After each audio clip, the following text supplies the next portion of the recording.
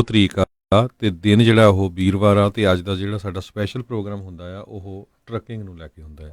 ਜੀ ਬਿਲਕੁਲ। ਸੋ ਆਪਣੇ ਨਾਲ ਟਰੱਕਿੰਗ ਦੇ ਬਾਰੇ ਗੱਲਬਾਤ ਕਰਨ ਦੇ ਲਈ ਆਪਣੇ ਨਾਲ ਇਸ ਟਾਈਮ ਜੁੜ ਚੁੱਕੇ ਨੇ ਰਮਨ ਸਿੰਘ ਜੀ। ਰਮਨ ਜੀ, ਜੀ ਆਇਆਂ ਨੂੰ ਸਵਾਗਤ ਹੈ। ਸਤਿ ਸ਼੍ਰੀ ਅਕਾਲ ਜੀ। ਸਤਿ ਸ਼੍ਰੀ ਅਕਾਲ ਜੀ, ਸਾਰੇ ਸੁਣਨ ਵਾਲਿਆਂ ਨੂੰ ਪਿਆਰ ਭਰੀ ਸਤਿ ਸ਼੍ਰੀ ਅਕਾਲ ਤੇ ਨਵਾਂ ਸਾਲ ਮੁਬਾਰਕ ਹੋਵੇ ਸਾਰਿਆਂ ਨੂੰ। ਧੰਨਵਾਦ ਜੀ, ਤੁਹਾਨੂੰ ਵੀ ਨਵੇਂ ਸਾਲ ਦੀਆਂ ਬਹੁਤ ਬਹੁਤ ਮੁਬਾਰਕਾਂ। ਅਤੇ ਪਹਿਲਾ ਆਪਣਾ ਟਰੈਕਿੰਗ ਦਾ ਜਿਹੜਾ ਪ੍ਰੋਗਰਾਮ ਇਸ ਸਾਲ ਦੇ ਵਿੱਚ ਅਤੇ ਕਾਫੀ ਜਿਹੜੇ ਰੂਲ ਵਗੈਰਾ ਚੇਂਜ ਹੋ ਚੁੱਕੇ ਨੇ ਇਸ ਸਾਲ ਦੇ ਵਿੱਚ ਸ਼ੁਰੂਆਤ ਹੁੰਦੇ ਆ। ਸੋ ਉਹਨਾਂ ਉੱਤੇ ਵੀ ਆਪਾਂ ਗੱਲਬਾਤ ਵਿਚਾਰ ਜਿਹੜੇ ਉਹ ਕਰਾਂਗੇ। ਅਤੇ ਸਰੋਤੇ ਤੁਹਾਡੇ ਵੀ ਜਿਹੜੇ ਟਰੱਕਿੰਗ ਦੇ ਨਾਲ ਸੰਬੰਧਿਤ ਸਵਾਲ ਹੋਣ ਤਾਂ ਉਹ ਤੁਸੀਂ ਜਿਹੜਾ ਜੀ ਕਾਲ ਕਰ ਸਕਦੇ ਹੋ। ਕਾਲ ਕਰਨ ਦੇ ਲਈ ਨੰਬਰ 408 272 5200 4082725200 ਦੇ ਉੱਤੇ ਖਾਸ ਕਰਕੇ ਜਿਹੜਾ AB5 ਨੂੰ ਲੈ ਕੇ ਕੱਲ੍ਹ ਇੱਕ ਫੈਡਰਲ ਜੱਜ ਦੇ ਵੱਲੋਂ ਜੋ ਆਖਿਆ ਗਿਆ ਆ ਉਸ ਦੇ ਉੱਤੇ ਵੀ ਆਪਾਂ ਜਿਹੜੀ ਉਹ ਚਰਚਾ ਜਿਹੜੀ ਉਹ ਕਰਾਂਗੇ। ਸੋ ਇੱਦਾਂ ਹੀ ਜਿਹੜਾ ਜੇ ਤੁਹਾਡਾ ਵੀ ਕੋਈ ਸਵਾਲ ਹੋਵੇ ਤਾਂ ਤੁਸੀਂ ਜਿਹੜੇ ਉਹ ਕਾਲ ਕਰਕੇ ਪੁੱਛ ਸਕਦੇ ਹੋ ਨੰਬਰ 408 272 5200 ਦੇ ਉੱਤੇ ਜੀ। ਪਹਿਲਾਂ ਆਪਾਂ ਥੋੜ੍ਹੀ ਜਿਹੀਆਂ ਅਪਡੇਟ ਕਰ ਦਈਏ ਜੋ ਕੁਝ ਅਮਰੀਕਾ 'ਚ ਵਾਪਰਿਆ। ਉਲੀਅਨ ਕੈਸਟਰੋ ਜਿਹੜੇ ਪ੍ਰੈਜ਼ੀਡੈਂਸ਼ੀਅਲ ਕੈਂਡੀਡੇਟ ਸੀ ਡੈਮੋਕ੍ਰੈਟਿਕ ਪਾਰਟੀ ਦੇ, ਉਹ ਆਪਣੀ ਕੈਂਪੇਨ ਜਿਹੜੀ ਆ ਖਤਮ ਕਰ ਗਏ ਹੈਗੇ ਆ। ਅਤੇ ਬਰਨੀ ਸੈਂਡਰਸ, ਪੀਟ ਅਤੇ ਐਂਡਰਿਊ ਯੰਗ ਜਿਹੜੇ ਆ ਤਿੰਨਾਂ ਨੇ ਕਾਫੀ ਵੱਡੀ ਗਿਣਤੀ ਦੇ ਵਿੱਚ ਜਿਹੜੇ ਪੈਸੇ ਇਕੱਠੇ ਕੀਤੇ ਹੈਗੇ ਆ। ਪਿਛਲੇ ਕੁਆਰਟਰ ਦੇ ਵਿੱਚ ਬਰਨੀ ਸੈਂਡਰਸ ਨੇ 34.5 ਮਿਲੀਅਨ ਜਿਹੜੇ ਆ ਡਾਲਰ ਆ ਉਹ ਇਕੱਠੇ ਕੀਤੇ ਆ ਜੀ। 34.5 ਮਿਲੀਅਨ ਡਾਲਰ ਜਿਹੜੇ ਉਹਨਾਂ ਨੇ ਤਕਰੀਬਨ ਇਕੱਠੇ ਕੀਤੇ ਆ। ਸੋ ਐਂਡਰਿਊ ਯੰਗ ਨੇ ਵੀ ਜਿਹੜਾ ਥੋੜ੍ਹਾ ਜਿਹਾ ਅੱਗੇ ਜਿਹੜਾ ਉਹ ਵਧੇ ਆ ਕਮਲਾ ਹੈਰਿਸ ਤੋਂ। ਤਾਂ ਉਹ ਪਹਿਲੋਂ ਵੀ ਅੱਗੇ ਚੱਲ ਰਹੀ ਸੀ, ਕਮਲਾ ਹੈਰਿਸ ਤਾਂ ਫੋਲਡ ਕਰ ਗਈ ਆਪਣਾ ਕੈਂਪੇਨ। ਅਤੇ ਹੁਣ ਜਿਹੜੇ ਆ ਟੌਪ ਦੇ ਜਿਹੜੇ ਹਰਜੋਤ ਸਿੰਘ ਜੀ ਇੱਦਾਂ ਲੱਗ ਰਿਹਾ ਆ ਵੀ 4 ਜਾਣੇ ਜਿਹੜੇ ਮੇਨ ਆ ਹੁਣ ਹੋ ਚੁੱਕੇ। ਅੱਗੇ 3 ਜਾਣੇ ਪਹਿਲੋਂ ਮੇਨ ਦਿਖਦੇ ਸੀਗੇ, ਬਾਈਡਨ, ਵਾਰਨ ਅਤੇ ਸੈਂਡਰਸ। ਅਤੇ ਹੁਣ ਉਸ ਦੇ ਨਾਲ ਜਿਹੜਾ ਪੀਟ ਬੁਟੀਕ ਜਿਹੜਾ ਆ ਉਹ ਵੀ ਕਿਤੇ ਨਾ ਕਿਤੇ ਜਿਹੜਾ ਉਹਨਾਂ ਦੇ ਨਾਲ ਲੈਵਲ ਦੇ ਉੱਤੇ ਜਿਹੜਾ ਆ ਕੇ ਖੜ੍ਹ ਰਿਹਾ ਆ। ਸੋ ਆਇਓਵਾ, ਨਿਊ ਹੈਮਸ਼ਾਇਰ ਦੀਆਂ ਜਿਹੜੀਆਂ ਪ੍ਰਾਇਮਰੀਜ਼ ਕਾਕਸ ਆ ਉਸ ਤੋਂ ਬਾਅਦ ਦੇ ਵਿੱਚ ਥੋੜ੍ਹੀ ਹੋਰ ਕਲੈਰਿਟੀ ਜਿਹੜੀ ਹੋਵੇਗੀ। ਅਜੇ ਵੀ ਕਈ ਜਣੇ ਹੋਰ ਮੈਦਾਨ ਦੇ ਵਿੱਚ ਹੈਗੇ ਨੇ। ਸੋ ਆਉਣ ਵਾਲੇ ਸਮੇਂ 'ਚ ਪਤਾ ਲੱਗੂਗਾ। ਜਿਉਂ ਸਮਾਂ ਜਿਹੜਾ ਨਜ਼ਦੀਕ ਜਾਂਦਾ ਜਾਵੇਗਾ ਫਿਰ ਹੌਲੀ ਹੌਲੀ ਲੋਕ ਜਿਹੜੇ ਉਸ ਦੇ ਵਿੱਚੋਂ ਫੋਲਡ ਹੁੰਦੇ ਜਾਣਗੇ। ਅਤੇ ਉੱਧਰ ਦੱਸ ਜਾਈਏ ਵੀ ਰਾਸ਼ਟਰਪਤੀ ਟਰੰਪ ਨੇ ਆਪਣੇ ਕੈਂਪੇਨ ਦੇ ਵਿੱਚ ਅਖੀਰਲੇ ਮਹੀਨਿਆਂ ਦੇ ਵਿੱਚ 2019 ਦੇ 46 ਮਿਲੀਅਨ ਡਾਲਰ ਜਿਹੜੇ ਇਹਨਾਂ ਸਾਰਿਆਂ ਦੇ ਨਾਲੋਂ ਵੱਧ ਜਿਹੜੇ ਆ ਇੰਡੀਵਿਜੂਅਲ ਤੌਰ ਦੇ ਉੱਤੇ ਜੇ ਦੇਖਿਆ ਜਾਵੇ ਤਾਂ ਉਹਨਾਂ ਨੇ ਫੰਡ ਰੇਜ਼ ਕੀਤਾ ਆ 2020 ਦੀ ਰੀ-ਇਲੈਕਸ਼ਨ ਬਿਡ ਲਈ ਜੀ। ਸੋ ਇਸੇ ਤਰ੍ਹਾਂ ਟਰੰਪ ਦੇ ਇੰਪੀਚਮੈਂਟ ਦੀ ਨਿਊਜ਼ ਨੂੰ ਲੈ ਕੇ ਨੈਂਸੀ ਪਲੋਸੀ ਅਤੇ ਮਿਚ ਮਕੋਨਲ ਦੇ ਵਿੱਚ ਪੂਰੀ ਤਰ੍ਹਾਂ ਸਟੈਂਡ ਆਫ ਚੱਲ ਰਿਹਾ ਹੈਗਾ। ਇੱਕ ਜਿਹੜੀ ਬਗਦਾਦ ਦੇ ਵਿੱਚ ਅੰਬੈਸੀ ਦੇ ਉੱਤੇ ਜਿਹੜਾ ਲੋਕ ਇਕੱਠੇ ਹੋ ਕੇ ਉਹਨਾਂ ਨੇ ਅਟੈਕ ਕਰਨ ਦੀ ਟਰਾਈ ਕੀਤੀ ਸੀ US ਦੀ ਅੰਬੈਸੀ ਦੇ ਉੱਤੇ, ਉਹ ਹੁਣ ਖਬਰਾਂ ਆ ਰਹੀਆਂ ਕਹਿੰਦੇ ਪਈ ਕਾਫੀ ਡੈਮੇਜ ਹੋਇਆ ਹੈਗਾ ਅੰਬੈਸੀ ਦੀ ਬਿਲਡਿੰਗ ਨੂੰ, ਪਰ ਲੱਕਲੀ ਕਿਸੇ ਤਰ੍ਹਾਂ ਦਾ ਜਿਹੜਾ ਕੋਈ ਜਾਨੀ ਨੁਕਸਾਨ ਨਹੀਂ ਹੋਇਆ। ਵੱਡੀ ਗਿਣਤੀ ਦੇ ਵਿੱਚ ਅਮਰੀਕਨ ਫੌਜੀ ਜਿਹੜੇ ਆ ਉੱਥੇ ਪਹੁੰਚ ਚੁੱਕੇ ਹੈਗੇ ਆ। ਆਸਟ੍ਰੇਲੀਆ ਦੇ ਵਿੱਚ ਜਿਹੜੀਆਂ ਅੱਗਾਂ ਦਾ ਬਹੁਤ ਜ਼ਿਆਦਾ ਨੁਕਸਾਨ ਹੋਇਆ ਹੈਗਾ। ਸਿੱਖਾਂ ਦੀ ਉੱਥੇ ਕਾਫੀ ਬੱਲੇ ਬੱਲੇ ਹੋ ਰਹੀ ਆ। ਬਹੁਤ ਵੱਡੀ ਗਿਣਤੀ 'ਚ ਜਿਹੜੇ ਸਿੱਖ ਹੈਗੇ ਆ ਉਹ ਜਿਹੜਾ ਆ ਰਾਹਤ ਕਾਰਜਾਂ 'ਚ ਲੱਗੇ ਹੋਏ ਆ। ਲੰਗਰ ਵੀ ਉਹ ਨਹੀਂ ਲਾਏ ਹੋਏ ਹੈਗੇ ਆ। ਕਈ ਫਾਇਰ ਫਾਈਟਰਸ ਦੇ ਨਾਲ ਆਪ ਵੀ ਰਲ ਕੇ ਲੱਗੇ ਹੋਏ ਹੈਗੇ ਜੀ। ਸਕੋਮੋ ਜਿਹੜਾ ਉਹਨਾਂ ਦਾ ਜਿਹੜਾ ਪ੍ਰਧਾਨ ਮੰਤਰੀ ਆ ਬੀਤੇ ਦਿਨੀ ਇੱਕ ਅਜਿਹੇ ਥਾਂ ਦੇ ਉੱਤੇ ਮਿਲਣ ਗਿਆ ਸੀ। ਉਸ ਦੀ ਤਸਵੀਰਾਂ ਅਤੇ ਵੀਡੀਓ ਕਾਫੀ ਵਾਇਰਲ ਹੋ ਰਹੀ ਹੈ। ਲੋਕ ਚੰਗੀਆਂ ਉਹਨੂੰ ਖਰੀਆਂ ਜਿਹੜੇ ਉਹ ਸੁਣਾ ਰਹੇ ਆ ਅਤੇ ਹੱਥ ਸੁੱਟਣੋਂ ਵੀ ਜਿਹੜਾ ਉਸ ਦੇ ਨਾਲ ਲੋਕਾਂ ਨੇ ਜਿਹੜੇ ਆ ਉਹ ਮਨਾ ਕੀਤਾ ਅਤੇ ਉੱਥੋਂ ਸ਼ਰਮਿੰਦਾ ਜਿਹਾ ਹੋ ਕੇ ਉੱਥੋਂ ਵਾਪਸ ਜਾਂਦਾ ਜਿਹੜਾ ਉਹ ਨਜ਼ਰ ਆ ਰਿਹਾ ਆ। ਸੋ ਕਈ ਵਾਰੀ ਜਿੱਦਾਂ ਕਹਿ ਲਓ ਵੀ ਕੈਪੀਟਲ 'ਚ ਬੈਠੇ ਅਤੇ ਪਾਰਲੀਮੈਂਟ 'ਚ ਬੈਠੇ ਉਹ ਹੋਰ ਹੀ ਸੋਚੀ ਜਾਂਦੇ ਆ ਵੀ ਦੁਨੀਆ ਦੇ ਨਾਲ ਜਿਹੜੀ ਉਹ ਕੀ ਬੀਤ ਰਹੀ ਆ। ਲੱਖਾਂ ਹੀ ਲੋਕ ਇਸ ਟਾਈਮ ਉੱਥੇ ਘਰੋਂ ਬੇਘਰ ਜਿਹੜੇ ਹੋ ਰਹੇ ਨੇ।